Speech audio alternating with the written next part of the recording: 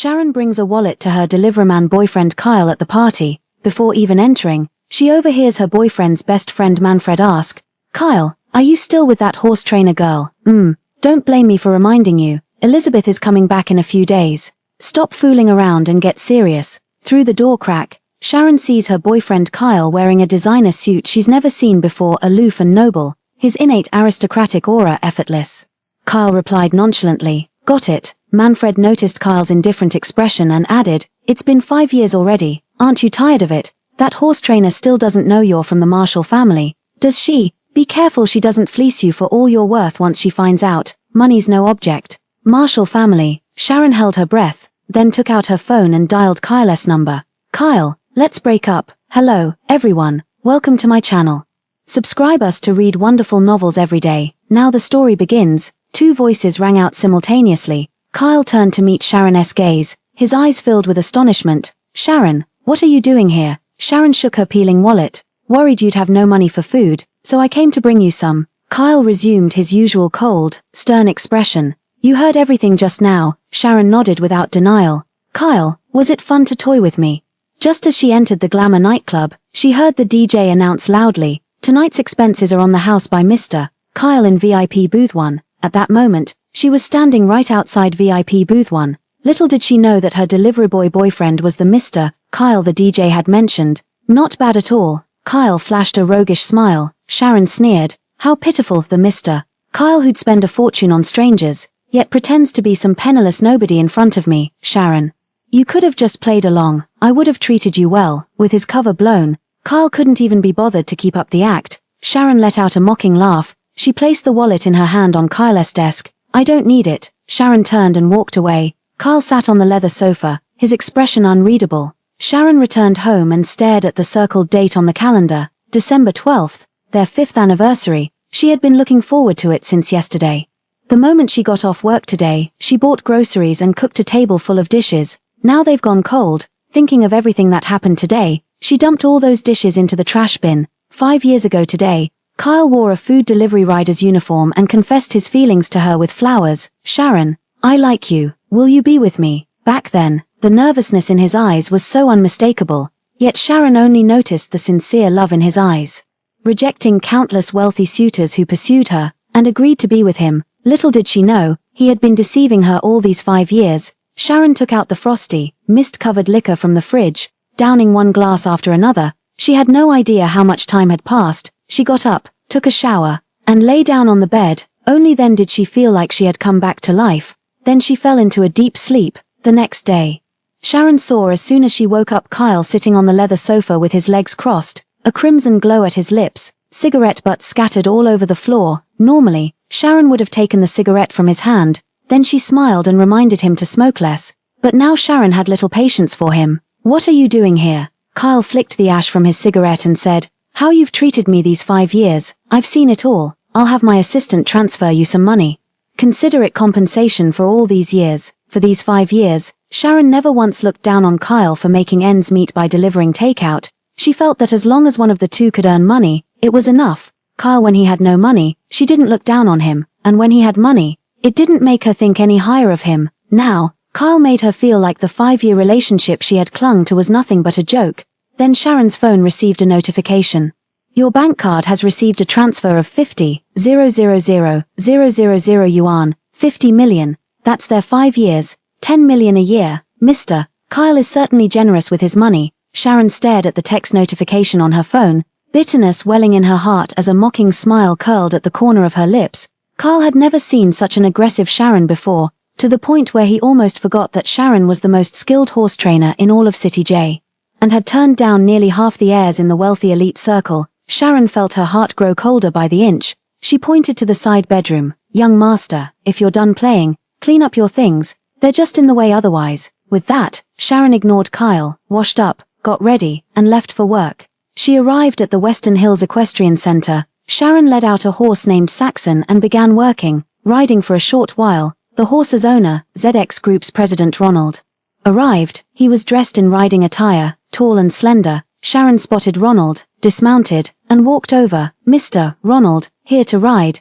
Saxon is almost fully trained now, very well behaved. Would you like to give it a try? Ronald smiled as he pulled the reins, shaking his head when he felt the horse resist. It's still resisting. Sharon laughed. A good horse always has some temper. Once tamed, it can be ridden. Ronald shook his head.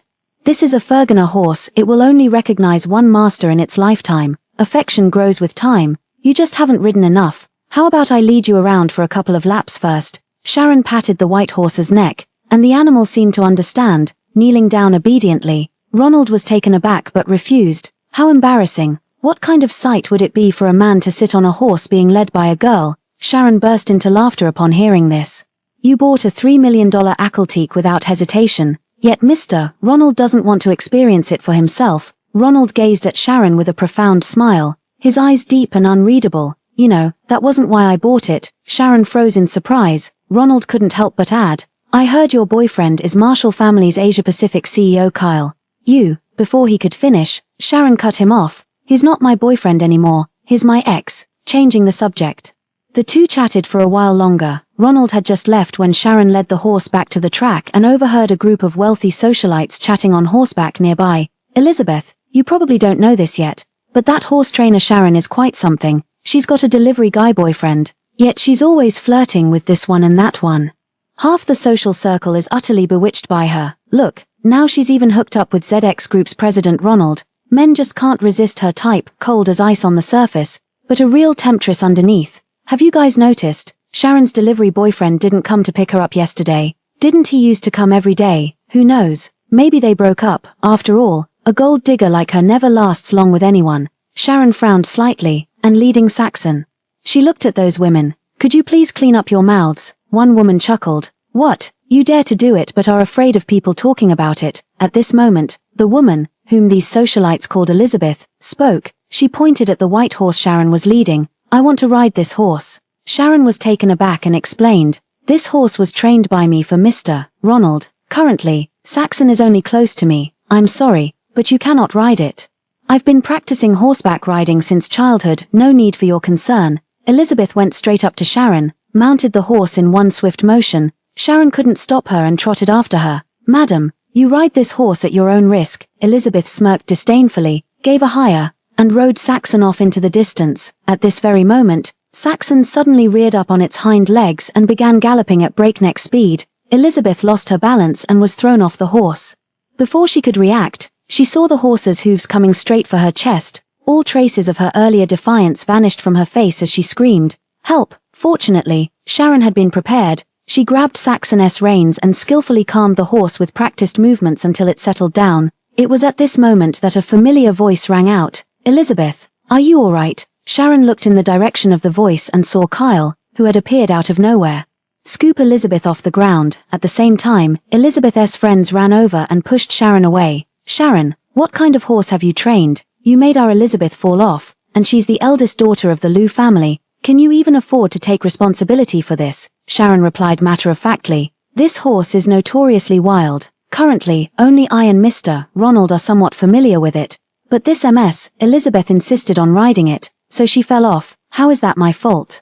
Kyle frowned slightly upon hearing this. Sharon, as a professional horse trainer, you actually let someone fall off a horse. Apologize to Elizabeth right now, or don't even think about staying in this industry. Elizabeth, the two words came out of Kyle's mouth. Almost instantly, Sharon recalled what Kyle's friend Manfred had said to Kyle yesterday. Elizabeth will be back in a few days. Stop messing around and get your act together. So she was Elizabeth. The woman who could make Kyle settle down. Sharon let out a cold laugh. She insisted on riding it. I warned her long ago I won't apologize. No matter what, I'm still a VIP guest at this stable. Your horse made me fall, and you can't even say sorry. Elizabeth frowned, her eyes brimming with tears as if she had suffered an unbearable injustice. I told you about this horse, it's not for riding. You brought this on yourself. Kyle, his eyes darkened with suppressed anger.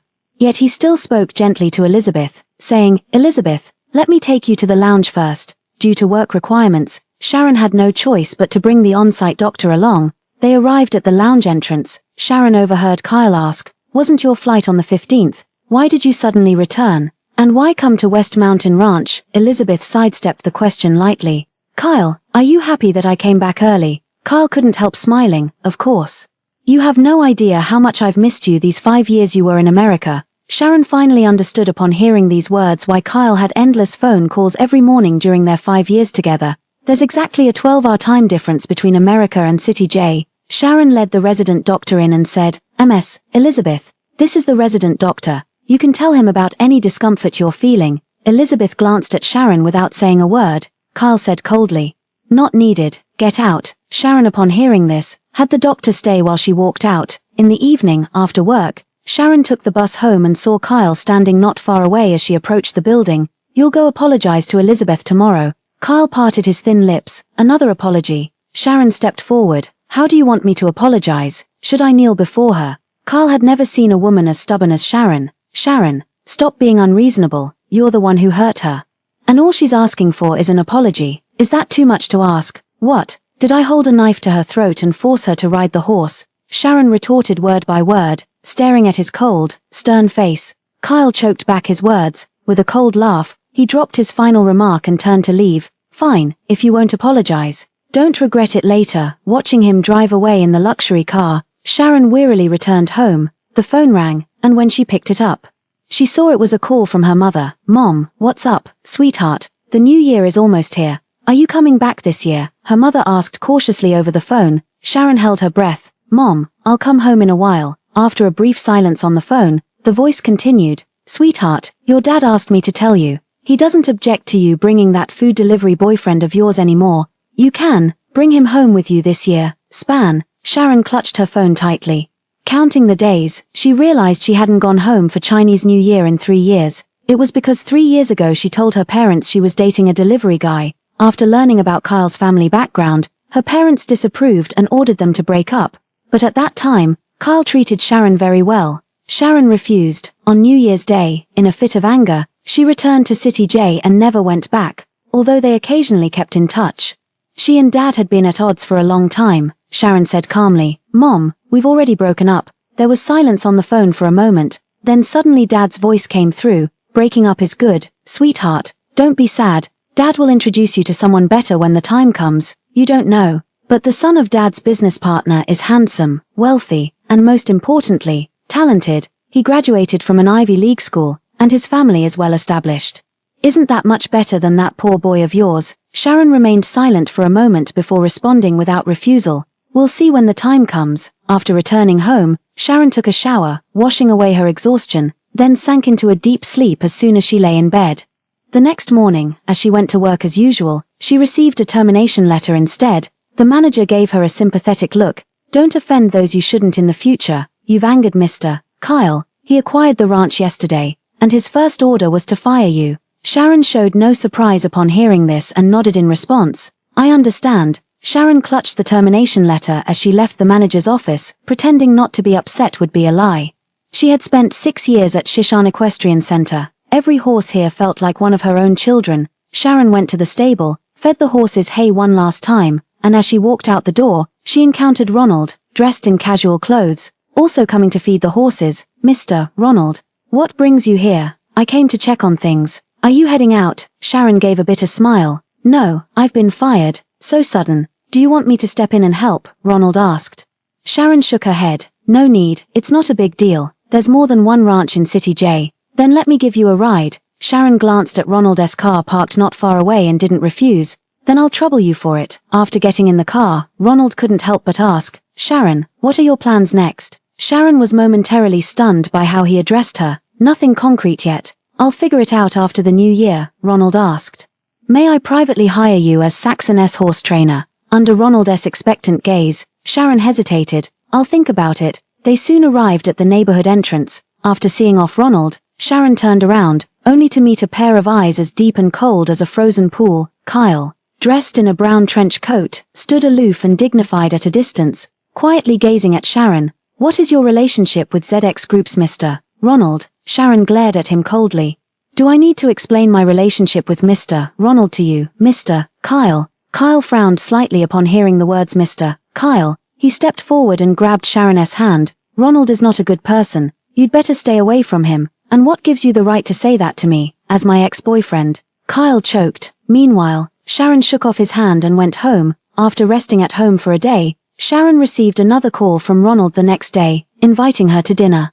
Sharon thought it over and agreed. 7 p.m., Reese restaurant. Sharon walked in to find Ronald, dressed in a well-tailored suit, waiting for her. Sorry I'm late. No problem, I arrived early. Ronald looked at Sharon with a glimmer in his eyes as he gallantly pulled out her chair. During the gathering, Ronald asked her, Sharon, have you thought about what I asked you the day before yesterday? Would you like to become Saxon's horse trainer? Sharon pondered for a moment before replying. I just lost my job recently and would like to take a good rest. Could we discuss this later, Mr. Ronald? Of course we can, Ronald continued. Actually, your breakup with Kyle is for the best. Everyone in our circle knows that Kyle and Elizabeth were engaged since childhood, and their marriage was just a matter of course. Does everyone in the circle know? Sharon nodded absent-mindedly, barely tasting her food, as the moonlight deepened after dinner. Sharon went to wait for Ronald at the entrance, and from afar saw Kyle helping Elizabeth step out of a black Bentley. Their gazes met. Elizabeth raised an eyebrow at Sharon, her eyes brimming with undisguised contempt. If it isn't Ms. Sharon, eating alone here. Haven't seen you at the stables these past few days. Sharon smiled calmly. I have Mr. Kyle to thank for that. He granted me quite an extended vacation. Kyle frowned slightly upon hearing this. Elizabeth continued, Ms. Sharon.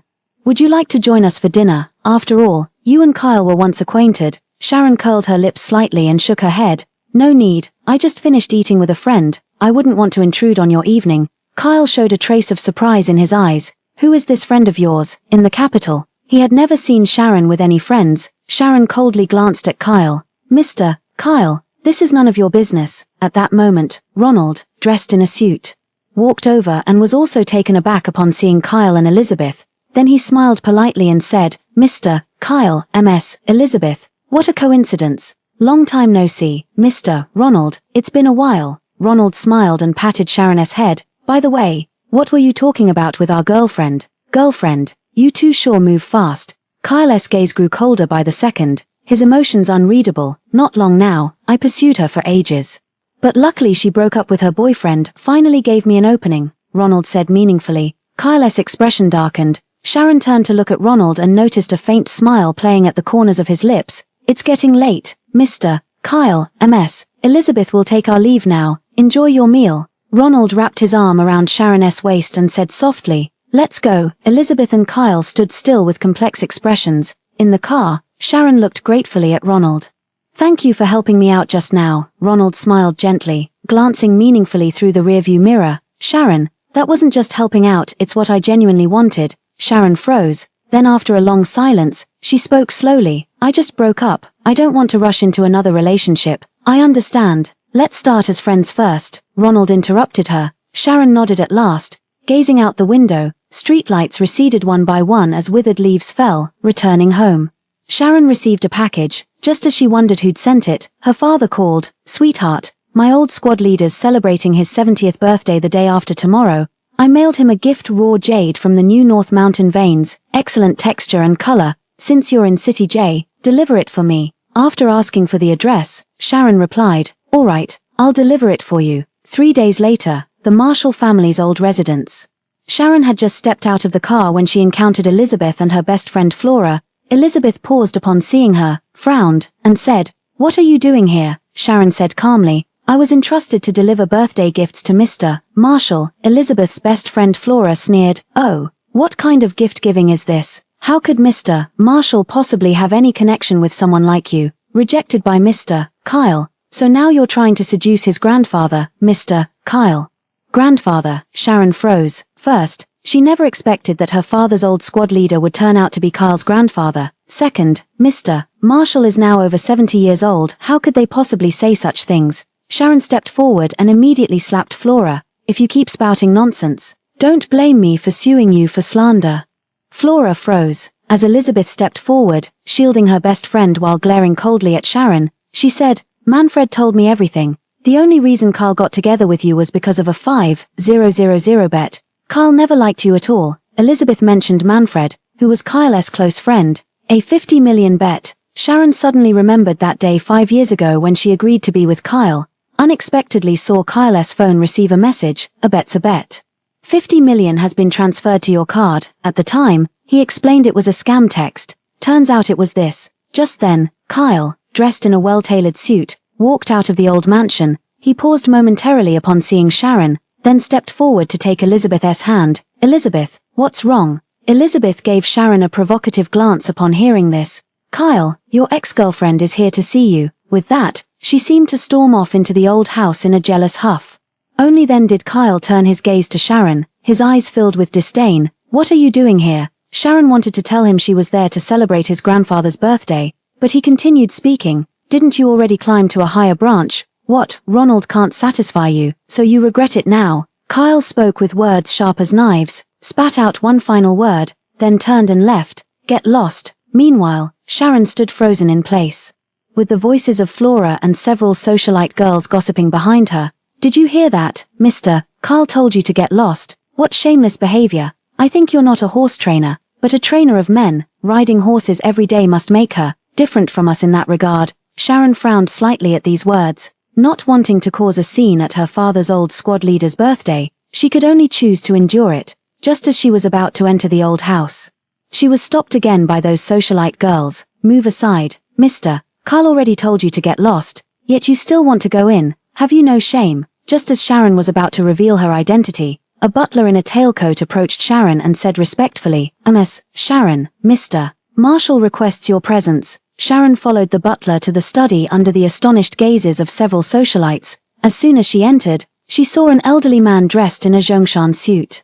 So you're old Paul's daughter. You've grown so big already, Sharon nodded. Since my father has difficulty walking but still deeply misses you, I came on his behalf to deliver this gift. I hope you'll like it. Mr. Marshall eyes brimmed with kindness. You're the spitting image of your father. Back in the day, he was the finest soldier under my command, though he had to retire due to injury. How has your father been keeping lately? He's doing quite well. Thank you for asking. Sharon replied respectfully. Mr. Marshall said with a smile, I have a grandson about your age. I'll introduce you to someday. Sharon agreed with a smile, though in her heart she knew that opportunity would never come. After chatting a while longer, Sharon excused herself and left, dragging her exhausted body home. Sharon opened the door and saw Kyle sitting on the living room sofa with his legs crossed, illuminated by the faint moonlight from the window. Sharon was taken aback and asked, What are you doing here? Kyle darkened his gaze. I thought you weren't coming home tonight. Sharon frowned as she turned on the light. What does it matter to you whether I come home or not? Kyle stood up and advanced step by step toward Sharon, pinning her against the wall with a look full of aggression. Sharon, I've slept with you for so long, so I'm kindly reminding you, Ronald has a fiancé. His liking for you now is just a passing fancy. You'd better know your place, lest you be the one crying in the end. Sharon was stunned, not expecting Ronald to also have a fiancé, but then she thought, how many rich second-generation heirs are truly faithful these days? Sharon felt an inexplicable surge of anger. Kyle, what right do you have to talk about him? You two are birds of a feather, nothing else. Now get out, Sharon said, then turned and went back into the bedroom. Closing the door behind her, Sharon tossed and turned, unable to sleep. Not knowing when Kyle had left, she finally fell asleep, only to dream of the very beginning of her relationship with Kyle. That year, the winter in City J was very cold. She fell off a wild horse while trying to tame it. That night, she developed a high fever, and while she was delirious, a pair of gentle hands picked her up and took her to the hospital. Kyle cared for her in the hospital for 3 days and 3 nights. The doctors and nurses all said they had never seen such a gentle and considerate man. She thought Kyle loved her deeply. She believed they were in love, so she gave all her love to Kyle. She was even willing to stay forever in City J for him, even if it meant an ordinary life. But she never imagined it was all a lie. When she woke up again, Sharon's forehead was covered in cold sweat. She wanted to go out for a horse ride to clear her head. Deliberately avoiding the West Mountain stables where she used to work, it took nearly 2 hours to drive to the north of the city. However, as soon as she changed into her riding gear and mounted her horse, she ran into Elizabeth and Kyle. Sharon was about to leave when Elizabeth stopped her. Sharon, I hear that horse trainers are top-notch riders. How about we have a competition today? Sharon glanced at Kyle, then looked at Elizabeth. How do you want to compete? Elizabeth smiled, her eyes crinkling at the corners. We'll race to see who can ride their horse around the track 10 times first. Whoever loses has to run 3 laps around the equestrian field, shouting I'm a slut the whole time. How does that sound? I'm a slut. Interesting, Sharon said with a faint smile. Sure. She had grown up on horseback and had never been afraid of anyone when it came to riding. What if you back out? Elizabeth's eyes flashed with a hint of cunning at the question. Whoever goes back on their word is a dog. Sharon turned her gaze to Kyle. Mr. Kyle, you wouldn't let your girlfriend become a dog, would you? Kyle, having dated Sharon for 5 years, knew her capabilities well. He lowered his voice and said to Elizabeth, Elizabeth, she's the top female horse trainer, you can't beat her. Elizabeth tightened her grip on the reins. Kyle, we've both won back what's ours. It's just horse racing, how could I possibly lose to a horse trainer? Sharon laughed upon hearing this. Elizabeth, I need to tell you something, it was me who left him, not the other way around. Enough nonsense. Let's race. Whoever loses is the trash-talking bitch. As Elizabeth finished speaking, the surrounding crowd waited eagerly to witness the spectacle. The staff led out 2 horses, a black blood horse and a white decorative horse. The white one was given to Sharon, while the black one went to Elizabeth. The crowd shook their heads. How could an ordinary white horse possibly outrun a black blood horse? Sure enough, at the command, Elizabeth's dark horse shot forward like an arrow from a bow. Meanwhile, Sharon's white horse lowered its head to graze, refusing to move at all. The spectators in the stands burst into laughter. And she calls herself a horse trainer, her own horse won't even listen to her. After completing a full lap, Elizabeth deliberately stopped right in front of Sharon. Little bitch, why won't your horse obey you? I really don't know what Kyle saw in you during the 5 years I was away. You're nothing special, as far as I can see. With that, she cracked her whip, and the horse surged forward. As for Sharon, she couldn't care less. Soon enough, it'd be clear who the real bitch was. She looked at her white horse. In truth, this was no ordinary white horse, but an untamed Ackelteek, said to be the very steed Lou Bu once rode. This horse was none other than Red Hair. Sharon kept training the horse to circle, yet it still stomped its hooves restlessly. Sharon stroked its neck until it calmed. A fine drizzle began to fall from the sky. The rain fell on Sharon, by which time Elizabeth was already 3 laps ahead of her. Sharon said with a smile, Good horse, if you help me win today, I'll buy you and take you home. I have several grasslands at home, so you can eat and run freely then. You're a dignified Red Hair, can't you even outrun an ordinary horse? Gradually, Sharon felt she could handle the horse. Only then did she give the command to run. With a gentle tug on the reins, the steed leaped forward and charged ahead, like a bolt of lightning. The audience and Kyle watched as Sharon's petite figure, riding just an ordinary white horse, overtook Elizabeth and crossed the finish line first. The moment she crossed the line, the stands erupted in cheers. Meanwhile, Elizabeth stared in disbelief at Sharon's retreating back. How is this possible? Sharon pulled the reins, turning her horse to look down at Elizabeth with a triumphant smirk. Don't forget our bet, you pathetic wretch. Elizabeth turned pale instantly upon hearing this. She never imagined that her intention to embarrass Sharon would backfire so spectacularly. Now, the embarrassment had fallen upon herself instead. At that moment, Kyle walked over from the spectator stands, holding an umbrella. Sharon, don't go too far. As a horse trainer, riding is naturally your expertise. Don't you think you're being unreasonable? Sharon, upon hearing his words, recalled her own disheveled state during the competition earlier. Am I being unreasonable? Kyle, have you ever considered how she would treat me if I were the one who lost today? Kyle was taken aback, then replied, Elizabeth, she can be a bit willful, but I believe she wouldn't make things difficult for you. A bit willful? Sharon let out a cold laugh and turned to Elizabeth. It seems Elizabeth doesn't want to be a bitch, she's dead set on being a dog instead. At this moment, Elizabeth's best friend Flora said, Let's race again, it must be the horse's fault. Switch horses. Elizabeth's eyes lit up at these words. Yes, it must be the horse, she agreed. Otherwise, how could she lose when she was so far ahead? Right, let's race again.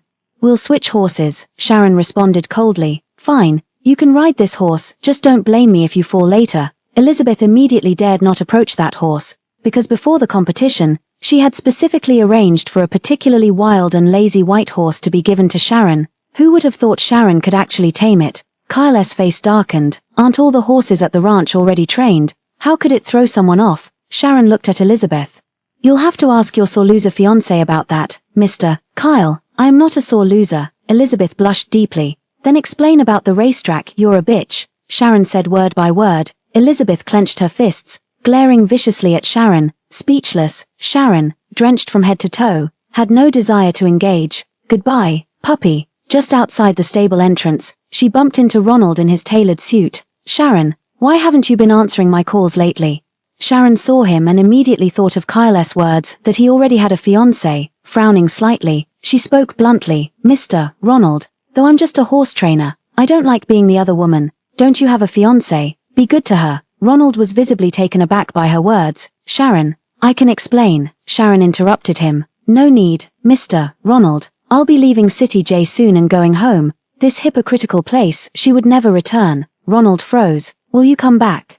Sharon didn't answer him, because it was meaningless. After returning home, Sharon received a call from her father. Sweetheart, our private jet has been cleared. When are you coming home? Sharon pondered over recent events after hearing this. I'll return tomorrow. As soon as the call ended, Sharon received a call from Kyle's best friend Manfred. Sharon, come quickly to room 101 at Jushin Entertainment.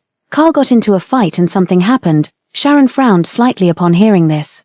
If something happened to him, why call me instead of Elizabeth? Just come. With that, Manfred hung up the phone, thinking of their 5 years together. Sharon finally stepped out the door. She had just arrived at the private room entrance. Sharon heard the sound of a group of people talking in the private room. Elizabeth said to the crowd, I'm going to make Sharon pay for what happened yesterday. Kyle asked, Elizabeth, what price will you make her pay? Elizabeth said with a dark expression, an eye for an eye. Someone suggested, how about making Sharon go live and call herself a bitch? Elizabeth's best friend Flora spoke up. That's not nearly enough. Then Elizabeth said word by word, Kyle, I want you to personally get Sharon drunk later. I've hired 10 men to serve her. After they're done, I want her to say 1,000 times that she's a bitch. Then throw her into the river to feed the fish. Kyle couldn't believe his ears. That's going too far. Elizabeth, seeing his reluctance, spoke with a trembling voice. Kyle, you used to promise me the stars from the sky. Now I just want to deal with that wretched woman. And you refuse. Have you fallen for Sharon? Falling for Sharon. Kyle ignored the unease in his heart and instinctively replied, How could I love a horse trainer? Elizabeth, you're the only one I love. Being with her is just for fun. Elizabeth stared straight at him. Then help me. I want to ruin her reputation and make her the laughingstock of everyone. Elizabeth teared up. Kyle, she stole you from me for 5 years. These 5 years you spent with her are my shame. I'll make her disappear completely. Exactly, Kyle. Back in the day, if anyone dared lay a finger on Elizabeth, you wouldn't even blink before tossing them into the river to feed the fish. What's gotten into you lately? Kyle remained silent for a moment. Then Wanda spoke up. Kyle, don't worry. Everyone knows their limits. We're just avenging Elizabeth. We won't actually play her to death. Someone will jump in to save her when the time comes. Kyle then whispered softly, Okay. Sharon stood at the door listening to this, her hands trembling as she dialed her father's number. Dad, can you come over early? Something's happened here. After explaining the situation to her father, she finally hung up the phone. Then Sharon pushed the door open and went inside. She looked at Kyle in the center of the crowd and said, Didn't something happen to you? Kyle met Sharon's gaze, inexplicably feeling a bit guilty. Come here. I have something to tell you. What is it? Kyle gazed at her tenderly. Let's get back together.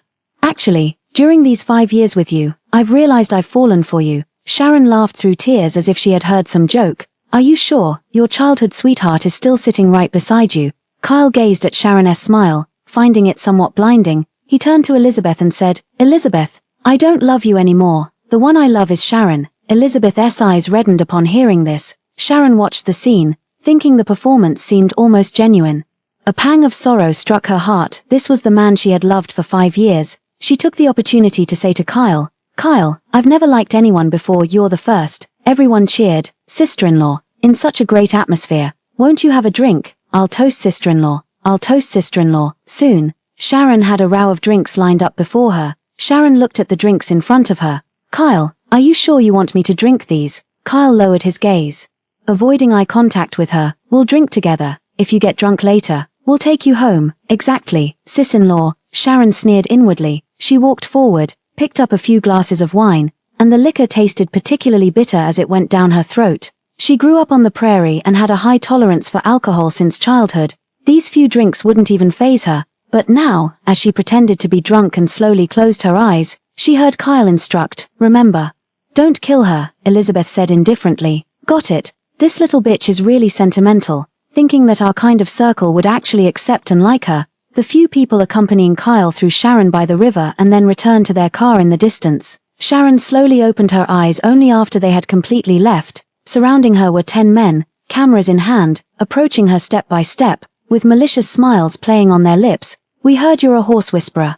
How about you train us men? Sharon's eyes were hollow as she remained silent. At that moment, a group of bodyguards rushed out of the darkness, pinning all 10 men to the ground. The leader approached Sharon and said respectfully, Young miss. Just then, Sharon's father arrived before her with his cane, asking with concern, Are you all right, my child? Dad, I'm fine. The old man then turned his gaze to the 10 men being pinned to the ground by bodyguards. Who sent you? How dare you harm my daughter? Someone throw them all into the river to feed the fish. Hearing this, the 10 men knelt and begged for mercy. No, please. We were all acting on the orders of the Liu family's second young miss. This wasn't our doing. Sharon stopped the bodyguard's movement and walked up to those people. I can spare your lives. In 1 hour, go back and report that you've completed everything, that you've thrown me into the river. Then take today's events to your graves, understand?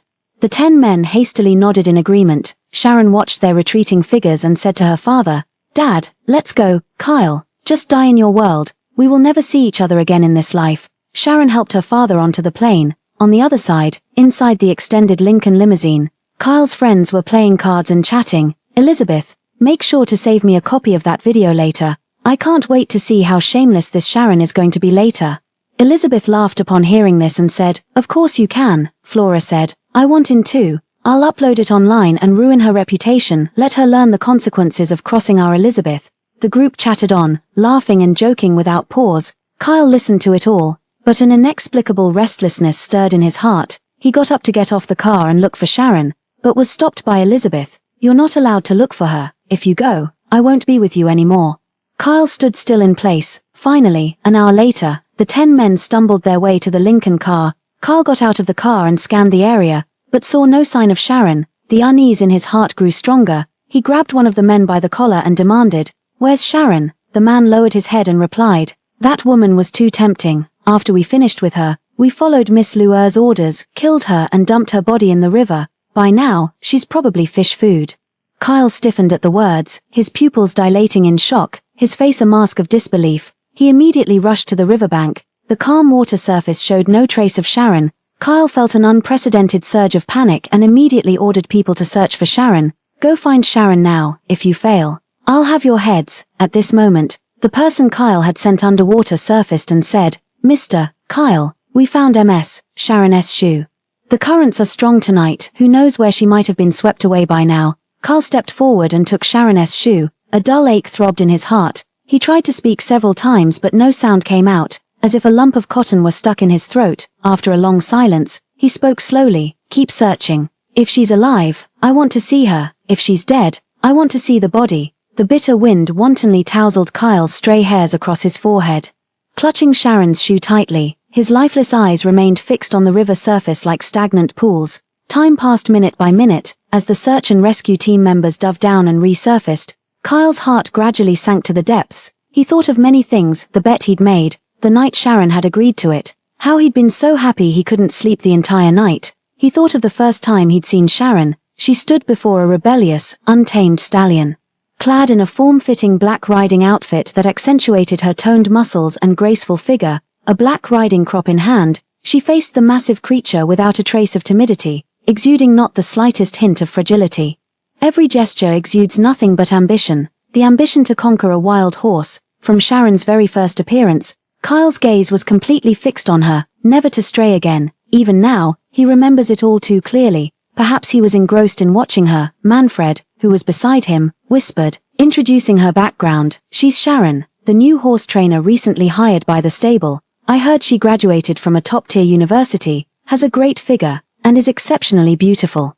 Many rich second-generation guys in our circle are pursuing her, but I heard she's rejected them all. She probably isn't someone who bows to money. Kyle pulled his thoughts back and chuckled. Doesn't like money. Interesting. Manfred nudged Kyle's arm upon hearing this. What, are you interested?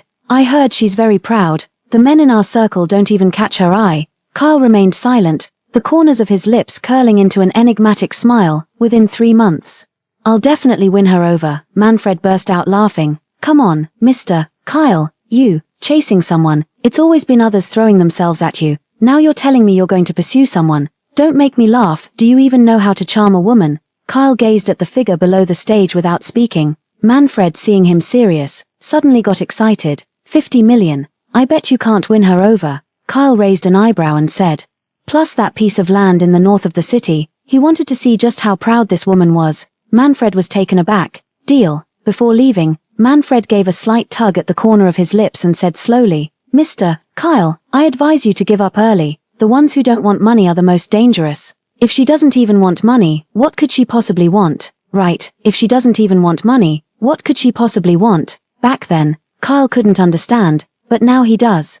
Yet, Sharon is no longer by his side. Kyle clutched the shoes in his hand, his fingers turning white and veins bulging. The night grew deeper, a light rain began to fall, and the currents on the water's surface grew increasingly swift. At this moment, the rescue team came ashore. Mr. Kyle, the current is too strong now, it's no longer safe to enter the water. Besides, we've already passed the optimal rescue window. Mr. Kyle, please accept our condolences.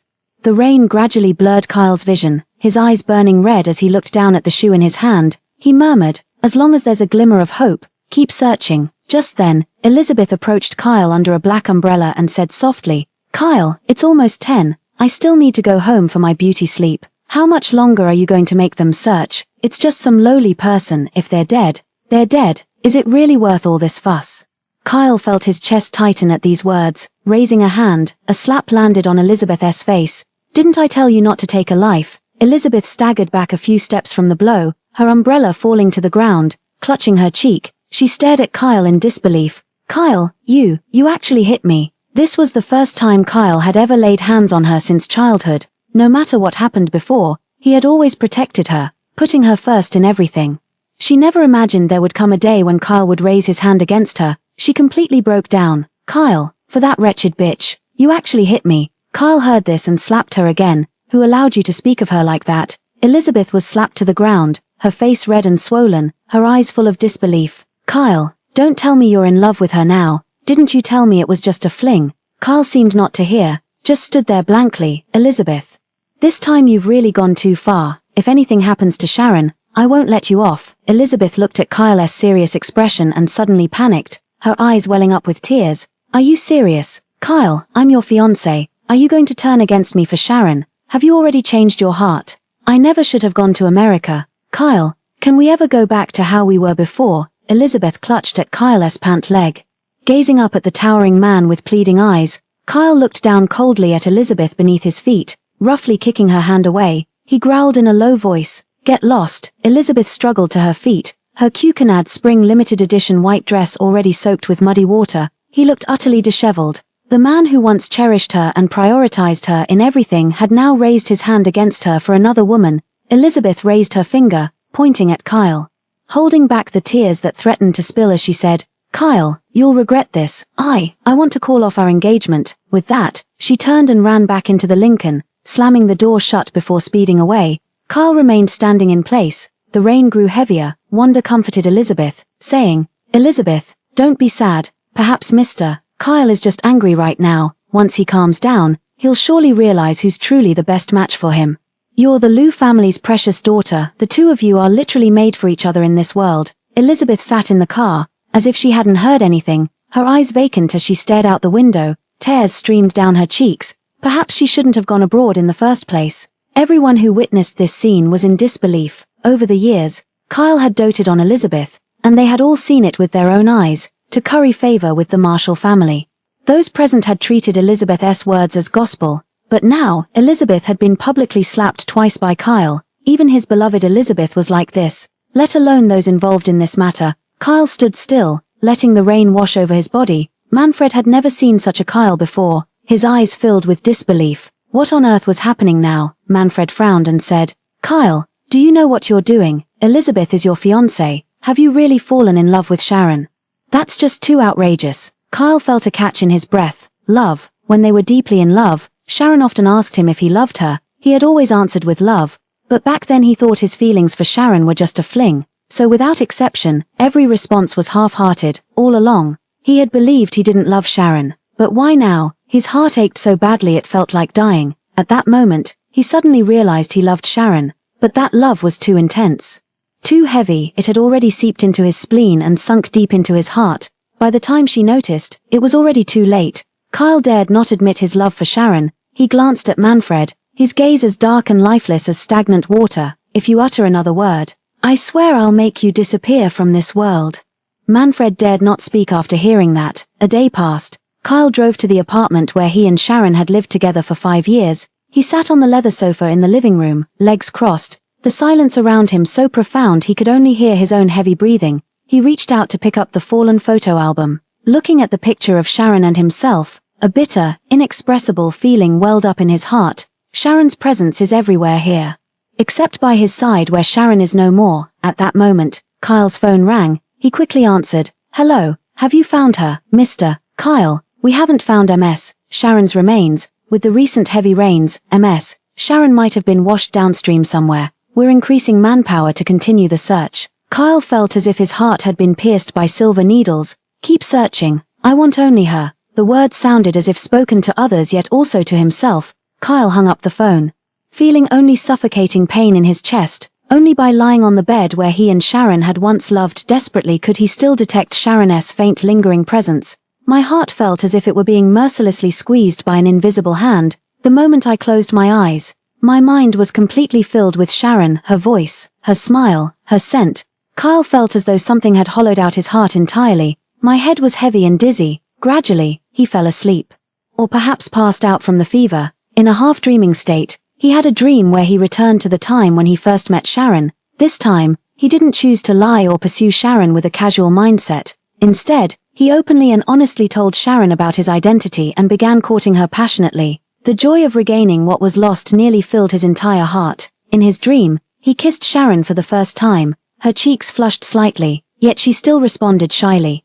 As the temperature rose higher, Kyle woke up again. He looked around and only then realized he had somehow ended up in the hospital. His brows furrowed as he asked, "How did I get here? Kyle, what's wrong with you? Your fever's hit 104 degrees Fahrenheit and you didn't even notice." Manfred stared at him in disbelief. "This is fucking unbelievable. Gotta post this on Moments first. A fever. So I'm running a fever. Honestly bizarre.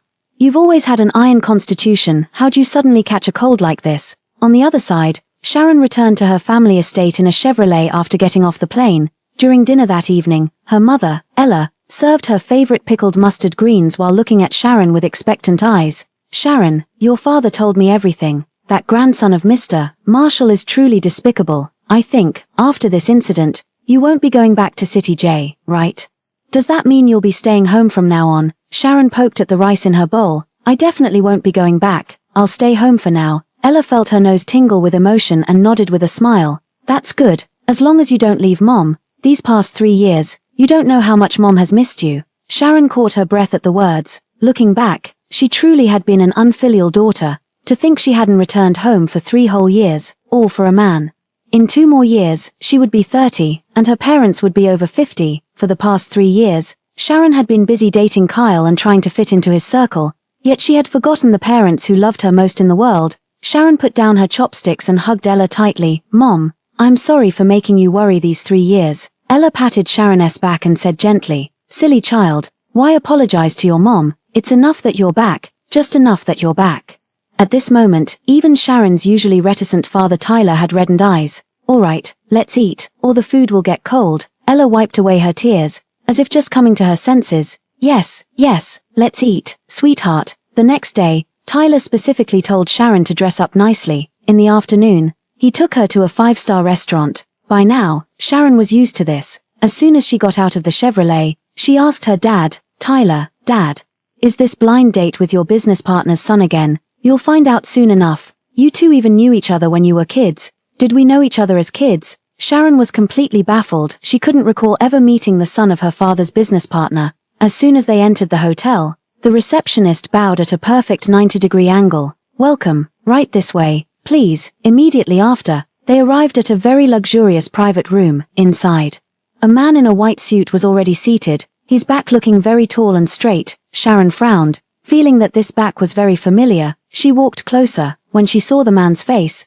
Sharon was completely stunned. The man turned around and saw Sharon, the corners of his lips curling slightly as if he had anticipated it. "Sharon, it was actually Ronald." Sharon froze, her eyes filled with disbelief. "What are you doing here?" Ronald smiled faintly and spread his hands. "As you can see, the engagement." Sharon's gaze darted between Ronald and her father, finally settling on her father. "No, what's going on? You're not saying the son of the business partner you mentioned is Ronald?" "That's right. Ronald was also in City J a while ago. He said you two had already been in contact for some time. Hadn't you? He said he liked you very much. Anyway, you had already broken up with that boyfriend at the time. So your mother and I put our heads together and, with your Virgil uncle, arranged your marriage." For a moment, Sharon was at a loss for words. Tyler and Ronald's father Virgil exchanged a knowing smile. I told you this engagement was the right decision. After much deliberation, Sharon still felt something wasn't right. No, Dad, do you really think this is appropriate? As the person involved, I'm actually the last one to find out about my own engagement. Tyler frowned slightly. What's inappropriate about it? Don't you like Ronald? Sharon choked on her words. No, but that's not the point. Tyler cut off Sharon's protest. If you don't dislike him, then that's settled. Give it a try. Anyway, I still have matters to discuss with your Uncle Virgil. You kids eat first, I'll call the driver to pick you up later. With that, Tyler left side by side with Virgil. Suddenly, the spacious private room was left with only her and Ronald. Sharon felt extremely awkward whenever she recalled how she had misunderstood Ronald back then. She cleared her throat awkwardly. Ronald, I really didn't know my father had arranged my engagement without telling me. Ronald shook his head slightly. At that time, I actually wanted to explain. But Sharon, you didn't give me the chance. So now, let me reintroduce myself. My name is Ronald, and you used to like calling me R. Sharon heard this, and her thoughts gradually drifted back to the past. When she was very young, her father brought home a chubby little boy. She couldn't remember his exact name, but it had an R in it, so, from then on, she always called him R. At first, she didn't like him very much because no matter what Sharon asked him to play, he refused. He just locked himself in his room reading books all the time. Later she learned that the little boy's parents were going through a divorce, and her father told her to keep him company more often to prevent him from getting depressed. From then on, she accompanied the little boy reading in the study. Then one day out of the blue, the little boy asked her, "Can you teach me how to ride a horse? That way I can ride to find my mom." Sharon was taken aback. "Where is your mother? I can take you there directly." "Do you know?" The little boy shook his head. "Let's learn horseback riding first. When I find out where my mother is, I'll go look for her." From then on, the little boy became her only playmate. They spent 3 full years together. Later, until his father came to take her away, Sharon, her eyes filled with disbelief. "It's actually you, little Mr. Ronald. When did you recognize me?" Ronald gazed at her with profound depth in his eyes. "Do you remember when we first met in City J, and I said you reminded me of a friend? You thought I was just hitting on you. I wasn't sure back then. Until I saw you riding freely on horseback again. You said you had a boyfriend at the time." Sharon was so shocked her jaw nearly dropped. Their first meeting had been almost 3 years ago. She never imagined he'd noticed her from that far back. The little boy who'd lived with her family for 3 years had, after over a decade, become the feared Mr. Ronald of City J. Sharon smacked her forehead in frustration. "I actually thought you wanted to be my sugar daddy back then.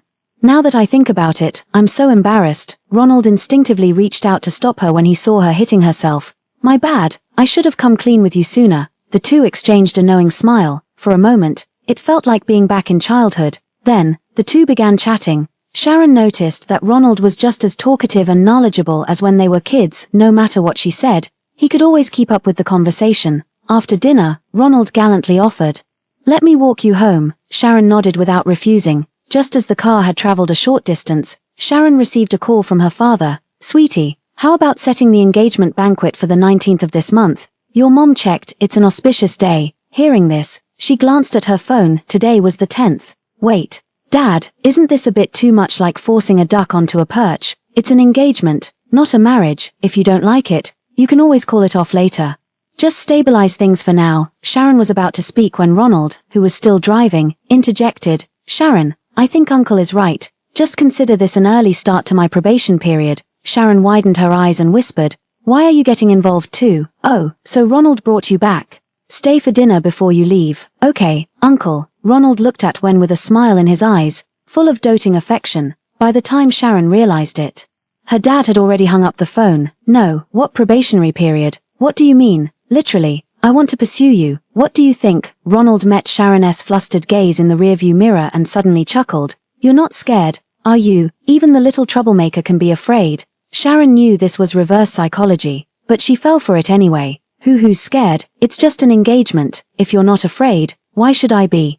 Ronald curled the corner of his lips with a profound gaze. "Sure, if you're not afraid, let's set the engagement banquet for the 18th. When we get back, I'll have a good discussion with your uncle." Sharon choked on her words. Hadn't she just shot herself in the foot? But she still steeled herself and said, "Fine. It's just an engagement anyway. I don't care." After arriving home, the two families settled on a date for the engagement banquet. Sharon lay in bed, feeling as if everything were a dream. Suddenly, she was engaged, on the 18th, at the engagement banquet. Many reporters were present. The engagement banquet of Sharon, the daughter of the billionaire owner of B-City's breeding base, and Mr. Ronald, the young scion of the ZX Group. Sharon, arm in arm with Ronald, appeared at the scene. Ronald was dressed in a well-tailored dark suit with a bow tie. The cinched waist accentuated his broad shoulders and long legs, and a faint smile graced his gentle, jade-like face. Ronald's hand subtly rested on Sharon's slender waist, his broad frame making Sharon appear even more petite. What a perfect match! A handsome man and a beautiful woman. The heir to the wealthy family has a face now, many in the crowd exclaimed in admiration. Sharon's expression remained unchanged upon hearing this. After all, she had been praised excessively since childhood. You look beautiful today, Ronald whispered softly, leaning slightly closer to Sharon's ear. You're quite handsome. Little Mr. Ronald, Sharon responded with a smile curling at her lips. When she looked back at Ronald, she noticed his face had suddenly turned red. Sharon's pupils brightened as if discovering new territory. She tilted her head and leaned in, gazing at him with burning intensity. From an outsider's perspective, they looked very much like they were kissing. Sharon, a familiar voice called out at that moment. Sharon turned to look, meeting an icy gaze. Kyle wore a dark suit. His figure sleek and straight, his brows sharp as blades, his tall nose bridge as if carved by a craftsman's knife, his dark eyes cold and devoid of any emotion. When Kyle saw Sharon, his eyes were filled with disbelief. Sharon is alive, she's still alive. Suppressing the anger in his heart, he spoke. So you're the heiress of B-City's breeding base. Sharon, you're alive. Why did you lie to me? Sharon looked at him and said nonchalantly, What's the matter, Mr. Kyle? Are you the only one allowed to deceive me? And I can't deceive you. Hearing this, Kyle's face stiffened, and a dull, throbbing pain spread densely through his chest. Indeed, wasn't it he who first deceived Sharon? But even so, she shouldn't have used her own life to deceive herself. Kyle seemed to have found a justification for himself. But even so, you shouldn't have used your own life to deceive me. Do you know how I've been all this time? I was merely returning the favor. I couldn't care less how you've been all this time, no doubt tormented by your own guilt. Sharon smirked, her deep eyes amused as she looked at Kyle, as if speaking of something utterly trivial. Kyle gazed at her indifferent eyes, feeling as if something had pierced his heart. Suppressing his discomfort, he spoke with a trembling voice. Sharon, I really missed you during the time you were away. I didn't realize my own feelings before. Can you give me another chance? Sharon arched an eyebrow and stared coldly at him, her tone icy. I don't seem to have any obligation to wait for Mr. Kyle to figure out his own heart. Sharon's repeated use of Mr. Kyle felt like a knife stabbing into Kyle's heart, making his expression even more grim. He took a deep breath, trying to calm his emotions, but his words still carried a hint of anger. Sharon, you said it yourself, you've never liked anyone else. I'm your first, aren't I? Hearing this, Sharon felt her chest tighten. She must have been blind to have misjudged someone like this. What does it matter now? I don't love you anymore, it's that simple. She casually hooked her arm through Ronald's, tilted her head, and looked at Kyle. Mr. Kyle, allow me to introduce you. This is my fiancé, Ronald.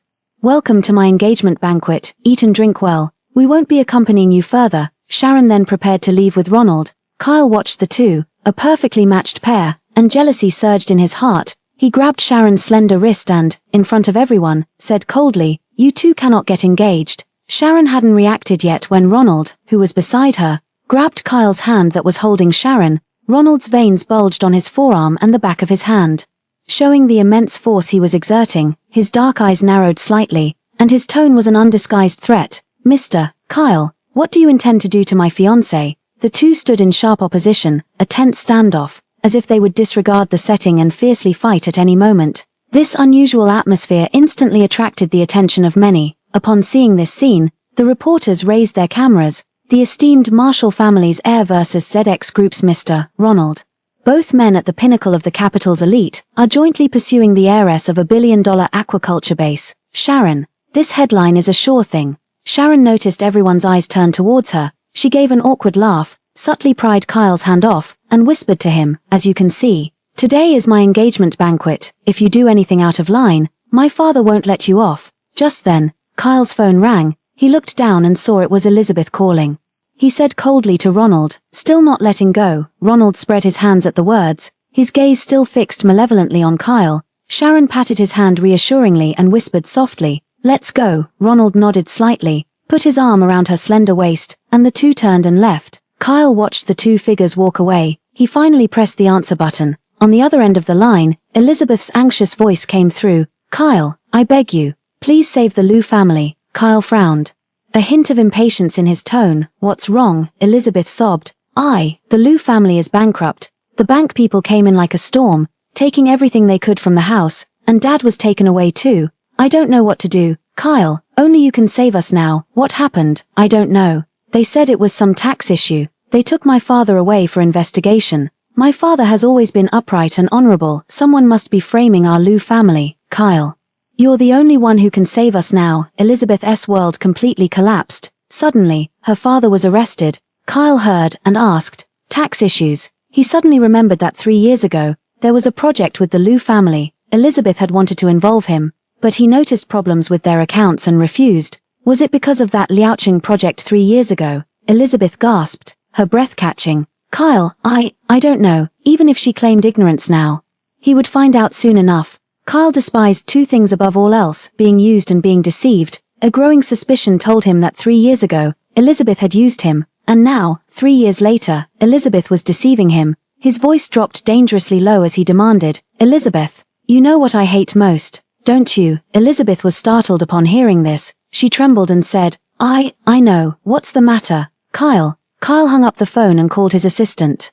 Go investigate the Liu family's affairs. Meanwhile, Sharon and Ronald left and entered the inner hall. Most of the attendees today were her father's business partners. Sharon followed by his side, watching Ronald effortlessly chat with Nazir, making plans for golf, bowling, and tennis. It seemed wherever he was, the atmosphere would never turn dull. After making the rounds, Sharon, her feet aching from the high heels, couldn't help but tug at Ronald's suit sleeve and whisper, where did you learn all this diplomatic talk? Do you actually know all those people? Ronald curled the corner of his mouth slightly upon hearing this and ruffled Sharon's hair.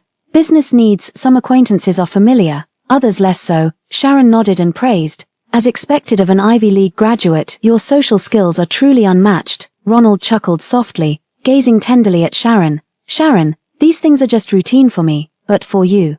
If you inherit the Wen family business someday, you'll have to get used to them too. Though if you're uncomfortable, after marriage, supporting just you would be more than enough for me. Sharon snorted upon hearing this. Who said anything about marrying you? I can support myself just fine. Ronald chuckled softly, leaning close to Sharon's ear and whispering just loud enough for her to hear.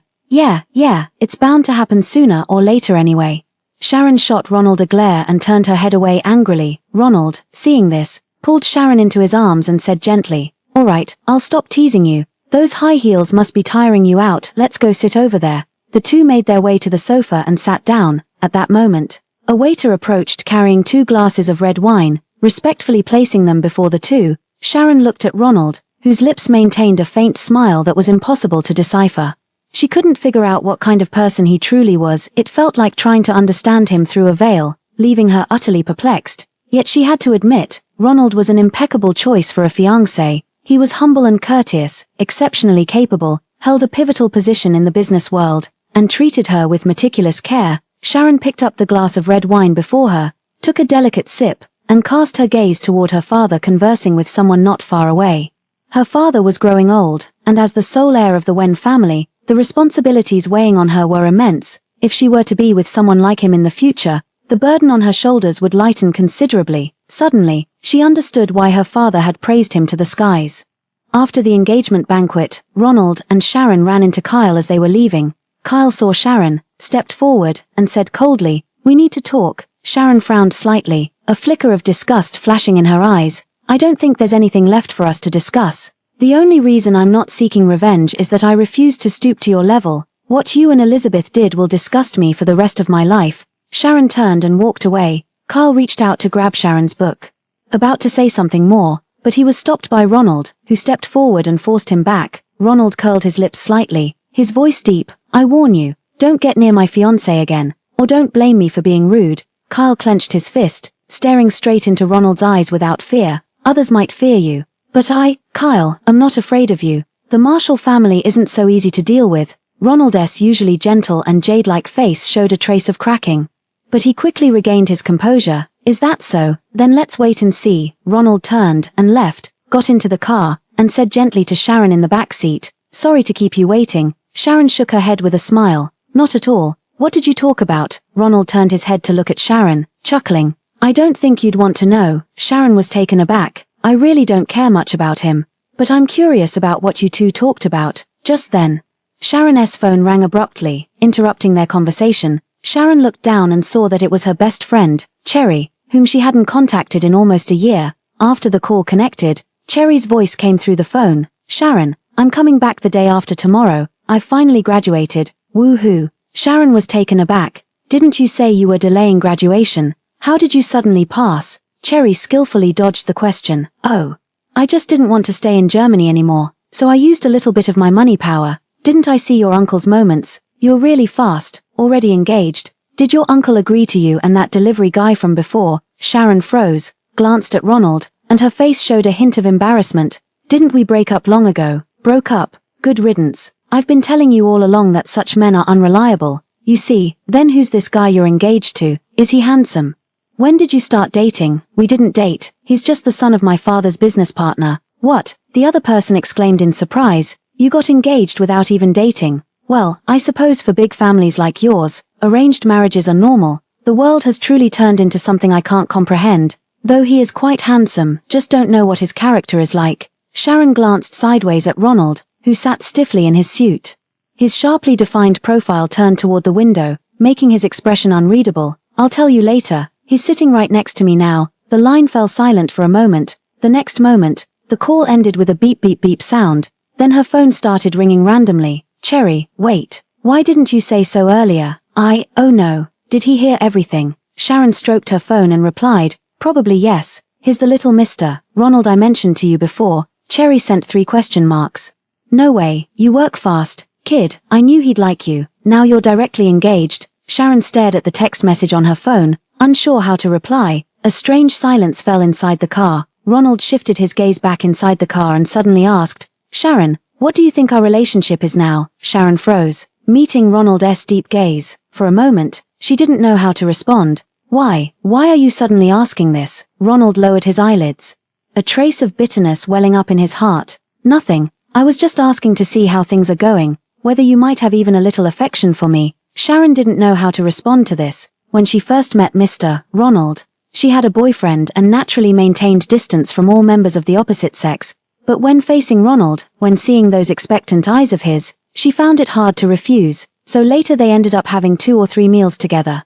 After she made things clear, Ronald had always positioned himself as just a friend. Now she suddenly found herself confused about her feelings for Ronald. What exactly were they? For the rest of the journey, Sharon would occasionally say something, and Ronald would respond absent-mindedly. She could clearly sense Ronald's low spirits. Soon, the car entered the Wen family's estate. The car stopped in front of a French-style villa. The driver got out and opened the rear door on Sharon's side, saying respectfully, Sharon, we've arrived. Sharon nodded in response and said to the driver, thank you. As she left, she glanced back at Ronald and said softly, Ronald, thank you for bringing me home. Drive safely. Goodbye. Ronald, his pupils suddenly brightened upon hearing goodbye, and he pressed further. When? Sharon was utterly confused. What do you mean? When? Ronald gazed at her, his eyes smiling. You said goodbye. When will we meet again? Where?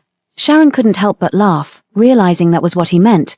But isn't this basic social etiquette? Are you asking me out? Ronald said with a cheerful smile, somewhat disapprovingly. Sharon, obviously. I'm pursuing you. Sharon's heart trembled. She hadn't expected Ronald to be so direct, leaving her momentarily flustered. After a long pause, Sharon waved her phone and smiled at Ronald, saying, chasing me won't be that easy. Let's see if you can pass the test.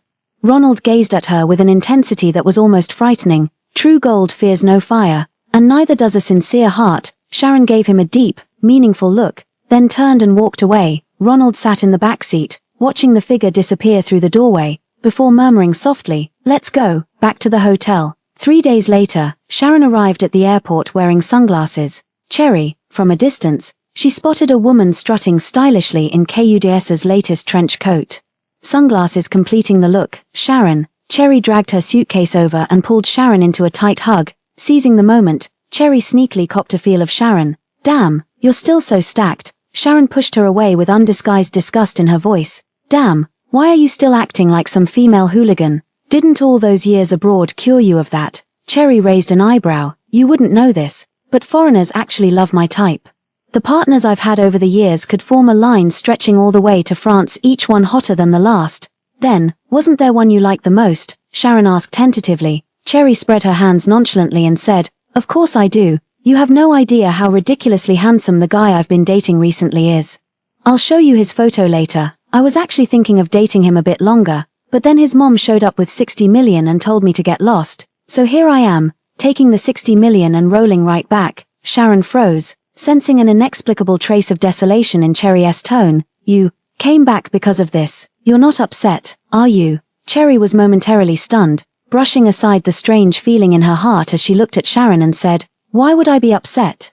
60 million, not everyone gets that kind of luck." Okay, Sharon felt a pang in her chest. When she first met Cherry, the girl was poor, living with her elderly grandmother, but she never compromised for money. Sharon didn't know what Cherry had been through in Germany all these years, but it pained her to see her like this. "If you're short on money, just tell me, I'll take care of you." Cherry burst into laughter. All right, Miss Rich Girl, can we go home now?" Sharon nodded. Leading Cherry to the door, she handed her luggage to the driver. Then she said to Cherry, "You'll be staying with me during this time. I won't book you a separate hotel, it's perfect since we haven't seen each other in years." Cherry pursed her lips. "Wow, you actually thought I'd choose a hotel over staying at the estate?" Sharon smiled and said, "I wouldn't dare suggest otherwise. Get in the car." Then the two got into the car, and the driver took them back to the villa. The journey was pleasant with laughter and conversation along the way. Things have changed so much. B-City has transformed so much, it wasn't nearly this developed when we were in high school, Cherry exclaimed. Sharon nodded in agreement. "Well, think about it, how many years has it been since high school? Almost 12. Right, hey, let's organize a class reunion for fun. After all, I'm practically a millionaire now." Sharon was taken aback and shook her head. "You're always coming up with random ideas." Cherry finished speaking and immediately dug out the high school group chat to start organizing the reunion. Many said they weren't in City B and probably couldn't make it. Others said they could go, but due to work commitments, the gathering would have to be scheduled for a weekend. After arriving home, the two of them lounged on the sofa, killing time. "Sharon, do you think the academic god will come? I heard he studied medicine in college and has already published several SCI papers internationally. He's such a rising star in the medical field at such a young age. I wonder what he looks like now. He was the dream guy for so many girls back then. Wonder which lucky girl ended up with him." Sharon heard this, and a cool, aloof figure surfaced in her mind. "I don't know, probably won't come. The hospital must be keeping him so busy." Cherry pursed her lips at the words. True enough. Someone as outstanding as him, I could never hope to catch up. Sharon was taken aback. "Do you like him?" Cherry shook her head. "No, I just admire talented people." The two continued lounging on the sofa, killing time. It wasn't until evening when Aunt Wu brought out the prepared dishes that they leisurely made their way to the dining table. "Sharon, where are your parents? Are they coming down to eat?" Cherry felt somewhat uncomfortable seeing just the two of them at the large dining table. Sharon explained upon hearing this. "After the engagement day, my dad said there was an issue with an overseas order. He took my mom abroad a few days ago to handle it. They probably won't be back anytime soon." Cherry chuckled. "Look at it this way, your dad took your mom out for a trip and left you behind." Sharon shook her head. "I'm not sure, but they've done this kind of thing quite often before." Cherry lowered her eyes and sighed. "Uncle and auntie's relationship is still as good as ever. If I could ever have one like that in my lifetime, I'd consider myself incredibly lucky." "Oh right, speaking of luck, why don't we go pray tomorrow? Maybe it'll make the stocks I bought go up." Sharon nodded in agreement. "All right, I'll go with you." After dinner, the two of us watched a movie together in the living room. "Sharon, what's really going on between you and that little mister?" "Ronald, tell me honestly, do you remember me telling you about my slightly chubby childhood playmate?" "I remember. Don't tell me it's him." Sharon nodded. "That's him. Holy crap, childhood sweethearts." Cherry looked utterly shocked. "This is fate." "Sharon, why don't you give him a call and we can all go to Chenshan Temple together tomorrow?" Sharon was taken aback but made the call under her urging. As soon as the call connected, Ronald's gentle voice came through the speaker. "Sharon, what's wrong? Still awake this late?" Sharon glanced at her phone and realized it was already midnight. What decent person schedules an outing at midnight? "No, just wanted to ask if you're free tomorrow. Would you like to visit Chenshan Temple together?" "Chenshan Temple?" Ronald paused slightly. "Why do you suddenly want to go to Chenshan Temple? Do you have a wish?" "No, I'm accompanying a friend." "Okay. What time tomorrow?" "I'll have the driver pick you up, 8 o'clock tomorrow." "All right, get some rest early." "Sharon, good night." Good night." After hanging up the phone, Sharon looked at Cherry. He agreed. He'll pick us up tomorrow morning at 8, Cherry nodded, then her phone vibrated. She glanced down, promptly declined the incoming call, and immediately added the number to her block list. Sharon witnessed the smooth operation and couldn't help asking, "Whose call was that? You hung up so quickly," Cherry explained upon hearing this. "Oh, my ex-boyfriend, the one I told you I really liked. But I took 60 million from his mom. So I couldn't just take the money and not deliver, right? Let me show you his photo. He's half Chinese, half French, and ridiculously good-looking." As she spoke, she opened her photo album, and a strikingly handsome young man appeared before Sharon's eyes. The young man had sharp, well-defined features and wore a white baseball jacket, exuding an overwhelming youthful charm that seemed to leap off the screen. Sharon was taken aback. "He looks like he hasn't even graduated from college." Cherry nodded. "Still in her junior year. I'm the teaching assistant for their class. Looks like your type. If you really can't bear to part with it, why don't we return the 60 million? Cherry shook her head at the words. "Forget it, it's not suitable. Besides, we're not from compatible social backgrounds. If we part ways now, the worst is just regret. But if I take it seriously and he ends up abandoning me to marry someone of his own standing, I'd lose both the person and any chance at stability, then I'd have nowhere left to cry." Sharon didn't quite understand. The romantic philosophy she had always upheld was this: love together if you love, part ways if you don't. So when it comes to Cherry's pragmatic approach to love, weighing pros and cons, I can't quite agree. But on second thought, everyone's upbringing is different. Cherry was destined from childhood to see things further than others due to her unique growth environment. The next morning, early, Ronald was already waiting downstairs. Today, Ronald wore a simple white shirt with fitted black trousers, his dark hair naturally falling over his forehead, giving him less of a businesslike demeanor and more of a youthful vibe. Cherry's eyes lit up when she saw Ronald. She nudged Sharon with a smile, as if to say, "The son of the business partner your dad introduced is quite handsome." Sharon smiled faintly and said to Ronald, "Good morning. When I invited you yesterday, I forgot to ask, do you have any company matters today? I hope we're not disturbing you." Ronald tilted his head and said with a smile, "No way." Then the three of them drove together to the foot of the famous Chenshan Temple in City B.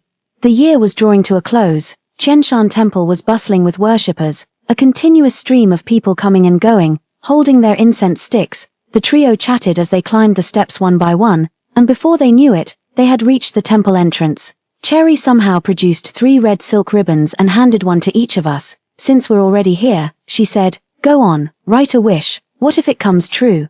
Sharon and Ronald exchanged a knowing smile as they accepted the ribbons. At that moment, Ronald asked, "Sharon, do you have any wishes?" Sharon paused thoughtfully before replying with a smile, "Not really. How about you?" Ronald gazed deeply, leaning close to her ear as he said, "Of course I do. I hope Sharon will become my wife." Sharon paused in surprise at his words, then let out a soft laugh. "That's against the rules." Ronald raised an eyebrow, unfazed. "Then, what's Sharon's punishment?" Nearby, Cherry shivered with exaggerated disgust. "I can't stand you lovey-dovey fiancés." She stepped aside, huffing and puffing as she wrote, and soon had it ready to be hung up. "Hang it higher, so it will come true." At that moment, Ronald and Sharon had also finished writing. The two approached the wishing tree and, just as they arrived, saw Cherry piously bow 3 times. "Heaven above, bless me with endless romance in this lifetime, preferably with handsome young men." Ronald burst into laughter upon hearing this, then said, "I have a few great friends I could introduce to you, but on one condition: you must put in a good word for me in front of Sharon from now on." Cherry, her eyes lit up. "It's a deal." Sharon watched the two of them and couldn't resist teasing. "Is it appropriate for you two to make a deal right in front of me?" Ronald shook his head with a smile, gazing affectionately at Sharon. "Not a deal, but an attempt to please." Ronald lowered his stance so very, very low, as if sinking into the dust. The three of them walked while chatting. They quickly finished touring Chenshan Temple. The sky gradually darkened. On their way down the mountain, they unexpectedly passed by a night market. The trio weaved through the crowd, thoroughly enjoying themselves. New Year's Eve, City B was hit by a massive hailstorm. At that moment, Sharon received a call from her parents. "Sweetheart, Dad and Mom probably won't make it back this year. All flights are cancelled, and the roads are covered in snow. Be careful if you go out." Sharon held her phone, looking at her parents' faces on the screen with some resignation. "I know, Dad, Mom, you've said it 3 times already. I'm not a kid anymore. You two take care out there." Alright. After hanging up the phone, Cherry laughed and said, "Sharon, looks like this new year will be just the two of us in our own little world." Sharon smiled faintly upon hearing this. Yeah, by the way, speaking of which, hasn't your fiancé City J finished handling his matters yet? Sharon shook her head, not very clear. Just then, the doorbell suddenly rang. Yesterday, Sharon had given all the servants in the entire manor a day off. Who could be coming at this hour? Sharon walked to the door, and as soon as she opened it, a gust of cold wind hit her face, making her shiver involuntarily. Standing outside was a familiar figure. It was Ronald. Surprise, Ronald said, tilting his head. What are you doing here? Sharon asked, her eyes filled with shock. Just this morning, he had mentioned having an international meeting and said he probably wouldn't arrive until tomorrow. Ronald pulled Sharon into his arms and whispered, I've missed you, Sharon. It's New Year's Eve, and I want to spend it with you. Sharon felt a surge of warmth in her heart. She held Ronald tightly, feeling the warmth of his body, and said to him for the first time, I've missed you too. The two embraced for a long time. Ronald spoke up, Sharon, let's get married. Sharon hadn't had time to respond yet. At that moment, Cherry, seeing that Sharon had been at the door for so long, came downstairs worriedly. Spotting the scene, she teased, well, you two. Not even closing the door, Sharon only then realized the door was still open. She quickly pulled Ronald inside and shut the door. With such heavy snow and hail outside, how did you get here? Have you finished handling the matters in City J? Sharon raised her hand to brush off the lingering snow from Ronald's coat. Ronald was chilled to the bone, his ears and cheeks flushed red from the cold. It's done. I drove here. On this New Year's Eve night, the three of them had New Year's Eve dinner together and played cards afterward. Sharon and Cherry teamed up and cleaned Ronald out completely. Ronald looked at his empty wallet and said with a bitter smile, You two are ganging up on me. Sharon and Cherry exchanged a glance and said in unison, Blame your lack of skills. Outside, the hail was still falling. This New Year's Eve was special for Sharon. After the new year, Ronald returned to City J to handle some company matters. Sharon also began learning about managing the family business under her father's guidance. Cherry opened her own law firm. Sharon met Kyle again at a banquet, where her father introduced him to a business tycoon. After the banquet ended, she left first, and as soon as she stepped out the door, she bumped into someone. Sharon looked up in surprise, freezing completely when she saw who had arrived. Standing before him, it was none other than Kyle, whom she hadn't seen for over a month, dressed in a brown suit and standing before a Maybach. His pupils trembled slightly upon seeing Sharon. Instinctively stepping forward to approach her, Sharon frowned slightly at the address, her tone laced with displeasure. No, what are you doing here? After the last engagement incident, Sharon's father called Kyle's grandfather and laid out everything, good and bad, that had happened. His grandfather was shocked upon hearing it and made a promise, saying he would absolutely not allow Kyle to appear before Sharon again.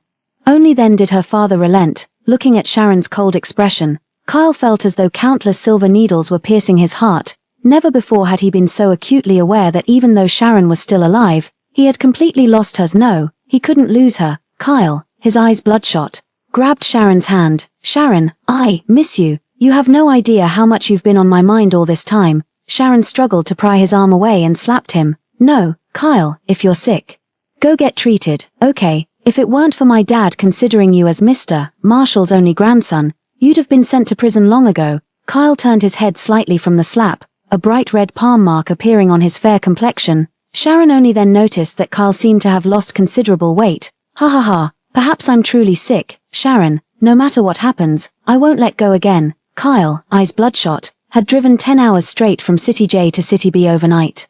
He couldn't tell how long it had been since he last slept. He was just desperate to see the person who occupied his thoughts day and night, the one who haunted his dreams. Sharon looked at him as if he were insane. Who are you putting on this act of devotion for now? I'm curious. Do you ever break character and laugh during your performance?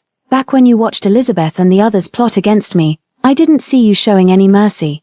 What's with this sudden act of being lovesick now? Phut. Kyle closed his eyes in pain, and when he opened them again, tears welled up in their depths. Sharon, give me a chance to make it up to you. Okay. Sharon felt her breath catch as she saw the tears in Kyle's eyes. She found it utterly laughable. Was this supposed to be crocodile tears? Compensate. With what? 50 million. Each syllable of 50 million felt like a knife, plunging deep into Kyle's heart. Kyle felt a surge of bitterness in his nasal passages, choking him with unbearable discomfort. He only wanted to make things right with Sharon, but after just this brief conversation, he already felt his heart had been stabbed until it bled profusely. He couldn't help but wonder, Sharon, did she ever truly love him? Kyle remained silent for a moment before speaking. Sharon, Do you remember once saying that no matter how terrible my actions, you'd give me one wish card? I'm asking you now to grant me that chance." Sharon hadn't expected him to bring this up suddenly and froze momentarily, randomly scoffing. He said, "No, that wish card has an expiration date." Kyle was stunned. "What expiration date?" Sharon said gloomily. "When I loved you, it was obvious. Now I don't love you anymore, so, that card has expired." Kyle instantly turned deathly pale, as if swept by a bitter wind, desolate and forlorn. Sharon cast one last glance back at him, then turned and walked away. Back home, Sharon had barely lain down on the sofa when her phone began ringing incessantly, as if possessed. Picking it up, she saw it was her best friend Cherry. Answering the call, she heard Cherry's excited voice. "Sharon, I've got great news. The academic god is coming to our class reunion this time." The volume was a bit loud. Sharon instinctively held the phone farther away. "Then come on over. I'll handle booking the hotel." "Whose restaurant do you feel like eating at?" Cherry declined. "No, someone has volunteered to sponsor this class reunion." "Who? Your fiancé." "He offered it himself." Sharon widened her eyes. "No, you." However, he had one small request. He wanted me to tell him the address for the class reunion. "Maybe he wants to pick you up." Sharon heard Cherry's words and sighed helplessly. "Why doesn't he just ask me himself?" Cherry laughed on the other end of the line, getting jealous. "Oh wow, Sharon, playing the ice queen isn't a good look. You should have a proper talk with your man." Sharon laughed upon hearing this and said, "Great, so you're my brother-in-law now." The class reunion was scheduled at the best 5-star hotel in City B. Many had already become fathers and mothers, and everyone chatted and laughed while reminiscing about their long-gone youth. Even the academic prodigy Jay brought his girlfriend to the event. Dressed in a white shirt with dress pants and a slightly stubbled face, Cherry gazed at her youthful white moonlight, now a slightly weathered top talent in the medical field, and couldn't help sighing to Sharon, "Time truly is a butcher's knife. My white moonlight." Sharon smirked slightly and quietly averted her gaze. "You didn't want to organize this class reunion just for him, did you?" Cherry rolled her eyes. "Oh, fine. Yes. Sharon burst into laughter and shook her head. "It's too late now. He brought his girlfriend. You'd better give up." After the class reunion ended, everyone still felt the excitement lingering in the air. They all kept saying they should meet up again soon. Outside the window, sleet fell in flurries, and every exhaled breath turned into swirling mist in the cold. It was already past 10 o'clock at night, and the weather made it difficult to hail a taxi. Everyone had come from far away. Sharon had the driver take everyone home one by one. At the hotel entrance, Cherry sighed. "Heaven never grants our wishes. The more I want something, the less likely I am to get it." At that moment, Sharon saw a man with blonde hair wearing a light-colored trench coat standing under a streetlight not far away. The man's gaze was fixed intently on Cherry, as if he wanted to devour her whole. The man took long strides as he slowly walked toward them. The streetlight cast its glow upon him, exuding an innate nobility, like a prince from the West. Sharon froze. He was the man in Cherry's phone photo, but it was clear that his current attire was far more mature. Sharon tugged at Cherry's sleeve. "Your ex-boyfriend seems to have come looking for you." Cherry followed her gaze and met a pair of deep eyes. At the sight of those brown pupils, her heart trembled. She never expected him to come find her. The man's voice was icy, like frost in a bitter wind. "Cherry, why did you suddenly break up? Why did you leave Germany?"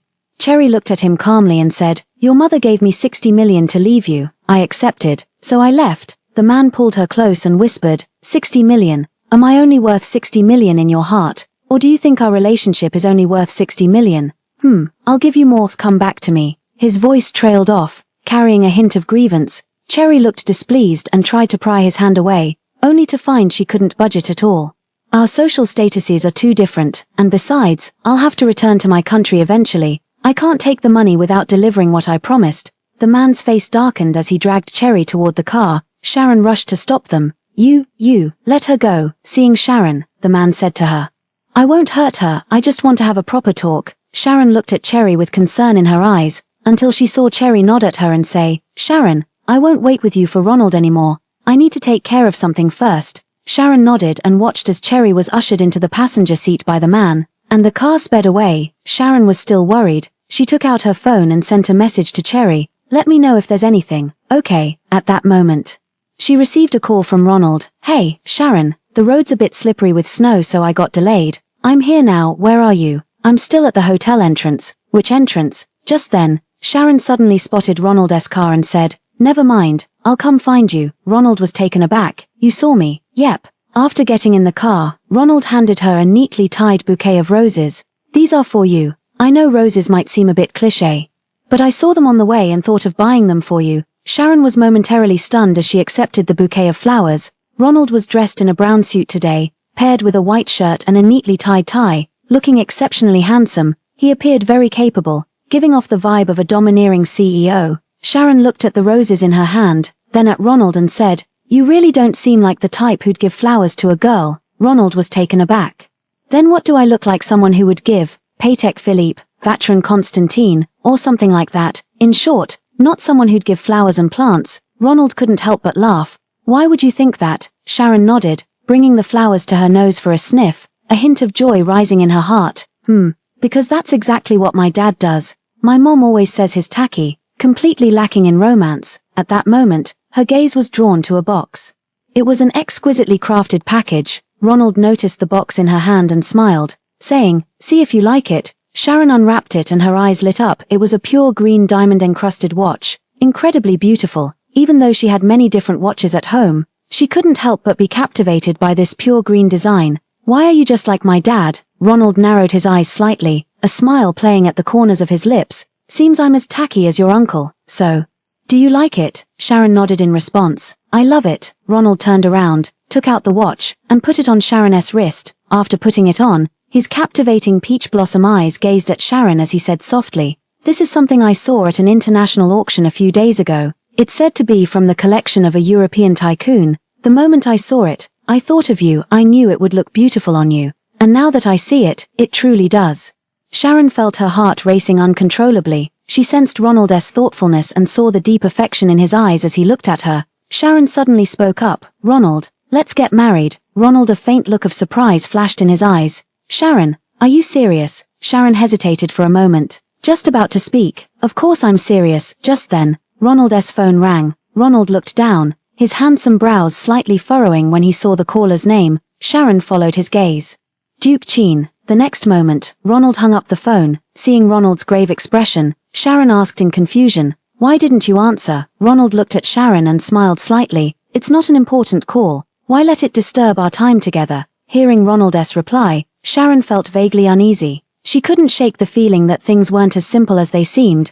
The two didn't bring up the topic of marriage again. Ronald started the car and asked, "Sharon, are you free tomorrow? My uncle mentioned there's a ranch near the North Station here. It's supposed to be beautiful with all the snow this time of year. How about we visit Beishan Ranch and go horseback riding to relax?" Sharon thought for a moment. Tomorrow was Saturday anyway. Her father had given her the day off, so she nodded in agreement. "All right, I'll let the butler know. It's just that the ranch can get quite cold, so you might need to bundle up." Ronald nodded. "I won't let myself freeze." As he drove, he glanced at Sharon's expression in the rearview mirror, a faint smile playing at the corners of his lips. The next day, the two of them arrived at the ranch by helicopter. From above, the mountaintop was covered in unmelting snow, while the foot of the mountain was a stretch of green grass, swaying in the wind like ocean waves. Sharon couldn't help but sigh. "Spring has come," Ronald softly murmured in agreement. "Yes, even the chill in the air has faded a lot." Half an hour later, the two got off the plane and boarded a jeep. "Young mistress, it's been almost 2 or 3 years since you last came here to ride, hasn't it? Time flies so fast." The speaker was Uncle Liam, who had spent most of his life on this ranch, even dedicating his entire life to the grasslands. Sharon learned to ride horses from him when she was a child. Sharon replied with a smile, "Yes, Uncle Liam, in the blink of an eye, you've grown from a little girl into a young lady. And this must be the boy you told me you really liked, right?" Uncle Liam asked while driving. Sharon turned to look at Ronald, only to unexpectedly meet his profound gaze. For a moment, Sharon didn't know how to respond. Man is not an island. But the fondness was indeed genuine. Suddenly Sharon remembered she had actually brought Ronald here as a child. "Uncle Liam, don't you remember, when I was 10, I brought him here. You said he was too frail to ride spirited horses and would never find a wife." Uncle Liam froze. "Oh my, boys change so much in 18 years, I didn't recognize him at all." "Right," Sharon thought sarcastically to herself, "after more than 10 years, there's no way you'd recognize him even if ghosts helped." "Uncle Liam." "Hello." Ronald nodded slightly, greeting Uncle Liam. Uncle Liam's eyes crinkled with a smile as he replied, "Good, good, good." Ronald heard Uncle Liam say.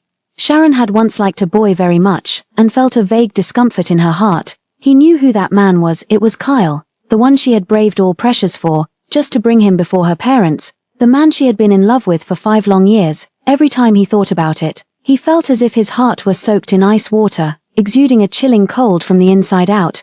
Now, he desperately wanted to know whether Sharon truly liked him or not. Did Sharon agree to be with him because of an arranged family marriage, or because she genuinely felt even a flicker of affection for him? The jeep rumbled over the gravel road and stopped before the fence. The barking of sheepdogs startled egrets into flight, while herds of migrating yaks were faintly visible amidst the waves of grass. The young mistress has arrived. After getting out of the vehicle, the two made their way to the stables of the ranch. Suddenly, Sharon spotted a strikingly familiar horse, one that looked remarkably like the steed Saxon she had once trained for Ronald back in City J. Puzzled, she turned to Ronald and asked in utter astonishment, "Is that Saxon?" Ronald followed her gaze, the corners of his mouth lifting slightly. "Yes, I had him flown here. He's still the same, won't let anyone ride him except you." Sharon paused in surprise. "Really? Then I must take him for a proper ride today." She had trained this horse for a long time, nearly half a year. By all reasoning, even the wildest horse should be tamed in half a year, but Saxon seemed to be a bit different. Then Sharon took Ronald to pick a relatively docile horse. After selecting the horse, Ronald was the first to mount the horse, his movements crisp and efficient. Sharon let out an exclamation of surprise, instantly sparking her competitive spirit. "Not bad, little Ronald. Wanna have a competition?" Sharon patted Saxon's neck and said challengingly, "No way, I won't compete with you." Ronald turned his head to look at her, his eyes containing an unreadable emotion. A gentle breeze brushed against their faces, carrying the fragrance of grass in the air. "You're not chickening out, are you? Still the same as when you were little?" Sharon used reverse psychology, trying to provoke his competitive spirit. Ronald remained completely unfazed. "Reverse psychology won't work on me." Sharon let out a scoffing HMPH, and declared, "Fine, I'll do it myself." With that, she whipped her horse into a gallop, charging forward with unrestrained abandon. Ronald tightened his reins, watching Sharon's carefree figure recede into the distance, and couldn't help murmuring, "Sharon, what kind of feelings do you really have for me? Is it fondness, love, or just convenience?" Sharon gradually pulled her reins taut. Turning back only to discover that Ronald was still rooted in place, she circled her horse around and asked Ronald, "Why aren't you moving? Is the horse uncomfortable to ride?" Ronald watched Sharon's figure return, the corners of his eyes crinkling into crescent moons. "She's coming." Whatever had been troubling him moments ago suddenly seemed insignificant. The two wandered across the grassland all day until migratory birds streaked across white clouds and twilight enveloped the plains. It wasn't until 10 p.m. that they returned to City B by helicopter. As the car drove back into the city, Sharon spotted that phone call again. Duke Cheen. Ronald hung up again, this time without explanation, silently driving while looking straight ahead. On Sunday evening, Ronald took a flight back to City J, after which Sharon went to Cherry's law firm and was led to the lounge by the receptionist. "Ms. Cherry is in a meeting." "Ms. Sharon, please wait here for a moment." Sharon nodded and had just taken her seat when she looked up and saw the man who had come looking for Cherry the other day. Through the glass, the man's eyes were tightly shut as he reclined halfway in Cherry's office chair, his brows unconsciously furrowed, revealing deep exhaustion. Sharon texted Cherry, "Seriously, what's the deal with that guy in your office? Are we still on for dinner tonight?" Meanwhile, inside the office, Cherry glanced down at her phone. "Maybe another day, my treat." Sharon was taken aback, replied with an okay and left. After that, she also became busy. That evening, Sharon was about to fall asleep when she suddenly received an unfamiliar text message on her phone. She opened it and read, "You use your family's wealth and influence to steal other people's boyfriends. Don't you feel guilty?" Sharon frowned. Who was this, sending such a message to her? Sharon stroked her phone screen and typed back, "Miss, you've sent this to the wrong number." Unexpectedly, a reply came through again. "It's you I meant to text. I'm David, Ronald's childhood sweetheart, and you actually stopped Ronald from answering my calls." Sharon, her breath caught at the sight of this name, because she had seen it twice before on Ronald's phone. "No, miss, are you okay? Besides, I never forbade him from answering your calls. If Ronald really liked you, he would have refused the engagement himself. But he didn't refuse. Doesn't that mean he doesn't like you enough?"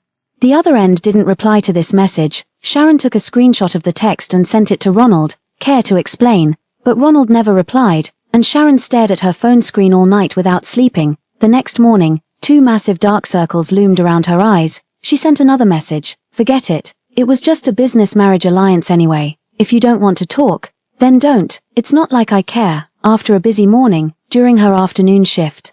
Sharon lay drowsily on the office rocking chair when a sudden commotion at the door made her frown slightly. Knock, knock, knock. The sound of knocking echoed. Sharon rubbed her temples and said in a deep voice, "Come in, President. There's someone outside looking for you. He claims to be your fiancé, and there's a woman with him." "I've taken them to the meeting room," the assistant said nervously. Sharon nodded upon hearing this and replied, "Got it, I'll go out in a bit."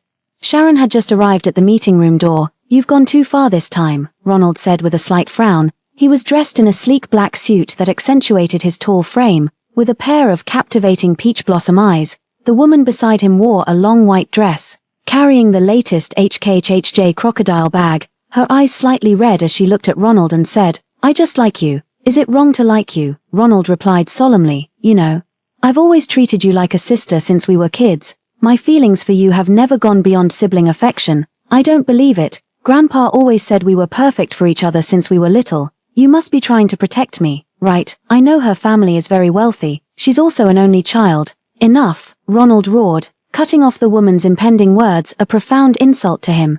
He, Ronald, the esteemed CEO of ZX for several days, who founded his own company at 18, had long since earned more money than he could spend. He was hardly in a position to leech off a woman's family fortune. His pride, both outward and inward, had been trampled into the ground by this childhood neighbor's sister, whom he doted on since they were kids. Sharon stood at the doorway, knocking lightly, her expression icy. "Have you two had enough?" Ronald turned around and met Sharon's gaze, flustered as he tried to explain. "Sharon, did you hear everything?" "I can explain," Sharon said with a cold expression, pretending not to care. "How do you want to explain? Explain that you don't actually like her, or explain that you didn't get engaged to me just for my family's wealth?" Ronald looked at Sharon and saw the indifference in her eyes. His heart felt as if it had been struck hard by something, and he was instantly overwhelmed with frustration. Suddenly, he realized, Sharon didn't love him. When you love someone, your eyes can't hide it. Ronald lowered his gaze, let out a bitter laugh, and hung his head in disappointment. "Originally, I wanted to explain to you, but I just realized you don't care at all. Why should I bother? Sharon, you're heartless." With that said, Ronald walked past Sharon and headed to the elevator, such a short distance, yet it drained all his strength. Seeing this, David quickly followed, wiping away her tears with a smile. "Ronald, wait for me. She may not like you, but I do." Sharon, watching the man's dejected figure walk away, she suddenly felt as if something had been torn from her chest. She opened her phone and saw the message she'd sent that morning. "Forget it. It was just a business marriage alliance anyway. If you don't want to talk about it, then don't. It's not like I care to know." Several new replies had appeared below. "Just got back from London last night and woke up, still jet-lagged." "Sharon, how could you say something so hurtful? I don't need a business marriage alliance, but I do want to be with you." "I'll take what you said earlier as words spoken in anger. I'm bringing David over now to explain everything to you. She's my friend's younger sister. So I've always treated her like one too." "Sharon, don't be angry." Sharon looked at the timestamp showing 1 p.m. While it was now 6 p.m., meaning he'd driven for 4 straight hours from City J to City B. Sharon stared at the text message, unable to snap out of it. Had she gone too far with her words? That evening, she called her best friend Cherry about it. "Was I too harsh? Sharon, you really hurt him this time. If it were me, I'd never want to see you again. It's that serious." Sharon had barely asked the question when she received a message from Ronald. "Let's call off the engagement. I'll talk to your uncle." The moment she saw those words, she felt an unprecedented sense of suffocation, and all sounds faded from her ears. Suddenly, she realized she didn't want, not at all, for things between them to just end like this. "Isn't this serious enough? He offered you his sincere heart, and not only did you reject it, you trampled on it twice. He's a CEO, for heaven's sake, who treated you with utmost devotion, only to be doubted by you. Imagine the sky falling." Her best friend Cherry continued to speak. She couldn't take in a single word, feeling as if her heart had been stabbed by something, bleeding profusely. She hadn't actually meant it that way, but in that moment, those were the words that came out. Later, she realized she'd gone too far, but her pride kept her from going after him. Seeing Sharon remain silent for so long, Cherry grew concerned. "Sharon, are you okay? You don't seem like yourself. It's really not that serious. Ronald likes you so much. Just go apologize and say it was said in anger." Hearing this, Sharon's dim pupils finally showed a glimmer of light. Yes, to City J, it was her only option now. She wanted to tell Ronald that she liked him very much, that she deeply regretted those thoughtless words she'd said before, acting on impulse. Sharon hung up before Cherry could react. Since private jets require advance flight plan applications, Sharon drove a Cullinan straight from the garage, turned on the navigation, and set off on the Jingguang Expressway. On the other side, Ronald, after sending David home, immediately called up his best friend and headed to the bar. His heart ached so intensely, so unbearably, it felt as if it were about to split apart. Now, he only wanted to numb himself with alcohol. At the age of 10, after being separated from Sharon, he realized he had feelings for Sharon, but before he could confess, his mother took him abroad. He kept this affection hidden in his heart for a full 15 years, until he met Sharon again 3 years ago. He thought he finally had a chance, but after asking around, he learned that Sharon already had a boyfriend. He told his father he wanted to see Sharon, and his father set about making arrangements. But the answer he received was that Sharon hadn't returned home for 3 whole years because of a man. He tried to get closer to Sharon by training horses, but was often stung by her cold, distant gaze and rejecting words. At that moment, he envied Kyle. He tried to close off his heart, yet couldn't help wanting to get closer to Sharon. Eventually, Sharon agreed to have dinner with him, agreed to start as friends with him. Inside the bar, amid the clinking of glasses, he held his drink. Downing one cup after another. Ronald, drink less, it's just over a woman. With your qualities, what kind of woman couldn't you have? That's right, that's right. His friends, worried he might drink himself into trouble, chimed in to persuade him. Ronald, with red-rimmed eyes, raised his glass again and downed it fiercely. I was the one who called off the engagement first, so why does my heart hurt so much? He felt his heart had already numbed from the pain. Jack and Bobby exchanged glances. Bobby spoke first. He's definitely going to drink himself sick at this rate, Jack suggested. How about we find Ronald a woman? Time and a new love are the best remedies for heartbreak. Time clearly isn't enough here, but as for new love, aren't they everywhere on the streets? Sam smacked Jack's head hard. What the hell, are you crazy or am I? Let him know he'd better not mess with you. Jack gave up. Then what do you suggest? Let him get drunk and then send him home. Stop scheming. Let it be. Sam snatched the empty bottle from Ronald's hand and laughed. Ronald, drinking alone is no fun. I'll keep you company. Count me in, Jack said. Sharon arrived at Ronald's doorstep, knocked, but found no response. She turned to call Ronald's assistant and learned he was at the Jushin VIP club. Hearing the name Jushin, she frowned slightly. It was the very place where she had first uncovered Kyle's identity. Nevertheless, she patiently made her way there. Just as she reached the entrance, she ran into Kyle emerging from inside, along with Manfred by his side. Sharon halted in her tracks. Kyle was dressed in a tailored dark suit, his white shirt slightly unbuttoned to reveal glimpses of collarbone, exuding an aura of aloof elegance. Beside him, Manfred followed closely, the corner of his mouth stained crimson. At the sight of Sharon, he exclaimed in surprise, "Sharon, you're not dead, damn. I thought Kyle was lying." Sharon let her gaze drift between the two men. "Yeah, I'm not dead, a bit disappointed, aren't you?" Kyle frowned slightly at these words, yet a faint glimmer of anticipation stirred within him. He thought Sharon had come for him. "What are you doing here?" Sharon glanced at him. "Of course I'm here to see my fiancé." "Did you really think I came for you? How ridiculous." Kyle's expression darkened, his face as cold as frost. Sharon, is this all you have for me now? Words that sting. Did you ever truly love me?" Sharon let out a cold laugh. "Someone like you doesn't deserve to speak of love." With that, Sharon brushed past the two of them and walked inside.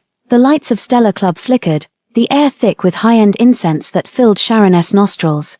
The last time she had been here was months ago. Only then, it had been for Kyle, and now, it was for someone else entirely. The waiter approached her. "Madam, who are you looking for?" "Ronald." The waiter froze slightly. "One moment, I'll make a call." Sharon saw this and said coldly, "No need, I'll find him myself." With that, he went up the stairs. The waitstaff had grown accustomed to seeing Sharon's back by now. Over the years, whenever Mr. Ronald visited Jushin, there were always a few overambitious women who thought they could climb this lofty branch with their beauty, yet without exception, Mr. Ronald had thrown every single one of them out. A waiter muttered to the person beside him, "How long do you think she'll last before Mr. Ronald kicks her out?" The other shook his head. "No idea, but it won't be long." When I went to deliver wine to Director Lee's private room earlier, Mr. Ronald was in an especially foul mood. Sharon searched room after room, finally finding Ronald, only to witness him with a beautiful girl in his left arm and an innocent-looking mature woman in his right. At that moment, she wished she could chop off both his hands. Sharon swung the door open, revealing the full scene inside the private room. She took 2 deep breaths, her heart trembling uncontrollably. "Ronald, you've truly opened my eyes." Ronald blurred his eyes, his gaze unfocused. his usually pale face flushed faintly under the lights as he squinted, trying to make out who stood before him until he saw the face he'd been dreaming of day and night. His first thought was disbelief. How could she possibly come looking for him? Sharon, no, this can't be real, just an illusion. Ronald gave a bitter smile, tilting his head back before murmuring after a long pause, "My head hurts so much." Sharon grabbed the glass from the table and flung its contents violently at Ronald. "Ronald, are you sober now? You'd better give me a damn explanation." Sharon had driven for 4 hours and searched for him for 3 more, only to be met with this scene. She felt her heart shatter into pieces. Ronald froze, his chest aching with suffocating pain. Staggering to his feet, he caught sight of Sharon before him and pulled her tightly into his embrace. "It's really you, Sharon. Why have you come? Wait, are you here to discuss calling off the engagement? I don't want to break it, Sharon. Everything I said was just angry words. The truth is, I've liked you since we were children. Can we not cancel the engagement? Even if you don't like me now, I believe one day you'll fall in love with me, right?" His words seemed directed at Sharon, yet also as if he were speaking to himself. Sharon startled, her heart tangled in a dense thicket of emotions. The other 2 people present were also stunned by the situation. Sam was the first to speak. "You must be his wife." "Let me explain. He drank quite a lot tonight and has been incoherent since around 10 o'clock. He absolutely refused to go home. That's why you saw what just happened. Those were all our orders." Sharon lightly steadied Ronald's body, her gaze sweeping over the 4 people present. Ronald's seat had only 1 glass, while their table had 2 each. Clearly, those 2 female companions weren't Ronald's doing. Even so, he shouldn't have done such things while drunk. Embracing women left and right, Sharon clenched her fists. "This engagement is definitely off. Can someone come help him up?" The 2 men froze. Jack said, "Sis-in-law, maybe you should wait until Ronald sobers up before deciding." Sam, that's right, sis-in-law, this isn't a small matter. Though I don't know what conflict you have with Ronald, but when it comes to relationships, it's really not something that can be explained in just a few words." Sharon looked at Ronald. His cheeks slightly flushed, his gaze pitifully fixed on Sharon. His entire appearance suggested he hadn't had time to change clothes. Seeing those moist eyes of his, a pang of heartache suddenly welled up in her chest. After a long pause, she addressed the 2, "Help me get him into the car. I'm taking him with me." Yes, sister-in-law, Jack and Sam said in unison. Sharon brought Ronald home, or more accurately, to his former residence in City J. Because Ronald was too drunk to even open the door himself, and she couldn't be bothered to ask a drunk man where his keys were. The next day, Ronald woke up with a splitting headache. He shook his head, looked at the unfamiliar ceiling, and his breath caught. He wouldn't have been picked up by someone else, would he? No way. Jack and Bobby would never let anyone take him away. As he walked out of the living room, he saw Sharon sleeping soundly on the sofa, tiptoeing closer. He gazed at Sharon's peaceful sleeping face. When he noticed the photo of Sharon on the table, his heart raced so fast it felt like it might burst from his chest as he realized where he was. This was Sharon's house in City J. He gazed motionlessly at Sharon, his eyes overflowing with tenderness. Sharon had placed Ronald in the master bedroom as soon as she returned last night. She made do with sleeping on the couch for the night. The next morning, she awoke to meet an extraordinarily gentle gaze. Ronald's eyes resembled the deepest lake waters, brimming with affection as if about to overflow. She looked at Ronald, her heart tightening with a suffocating feeling. "You're awake." Ronald nodded like a child who'd done something wrong. "Why are you here?" Sharon gave him a cold look upon hearing this. "Why am I here? Would you rather I didn't come, so you could have your way and call off the engagement?" "That's not true, Sharon. I was just speaking in anger. You never cared about me at all. If you had even the slightest regard for me, you wouldn't have said such hurtful things." Ronald lowered his eyelids, his long lashes veiling the gloom in his eyes. Sharon felt a pang in her chest. For some reason, she couldn't bear to see Ronald upset. But last night's scene was like a needle piercing his heart. "Did you forget that if I didn't care about you, would I have driven all the way to City J at night only to see you with your arms around others?" Ronald's pupils suddenly brightened upon hearing this. What did you say? You care about me?" It was as if he only heard that one sentence, completely ignoring the part about embracing others. Sharon was practically laughing in exasperation. "Aren't you going to explain yesterday's little left and right embrace situation?" Ronald froze, about to explain when he realized he couldn't remember a single thing about yesterday's events. All he remembered was drinking non-stop, trying to numb his already shattered heart with alcohol. I was wrong, Sharon. Please forgive me." "Okay." Sharon looked at him, her chest trembling uncontrollably. "Have you really forgotten everything? Am I the only one who cares? Is that it?" Ronald pulled Sharon into his embrace. I'm sorry, I won't drink that much next time.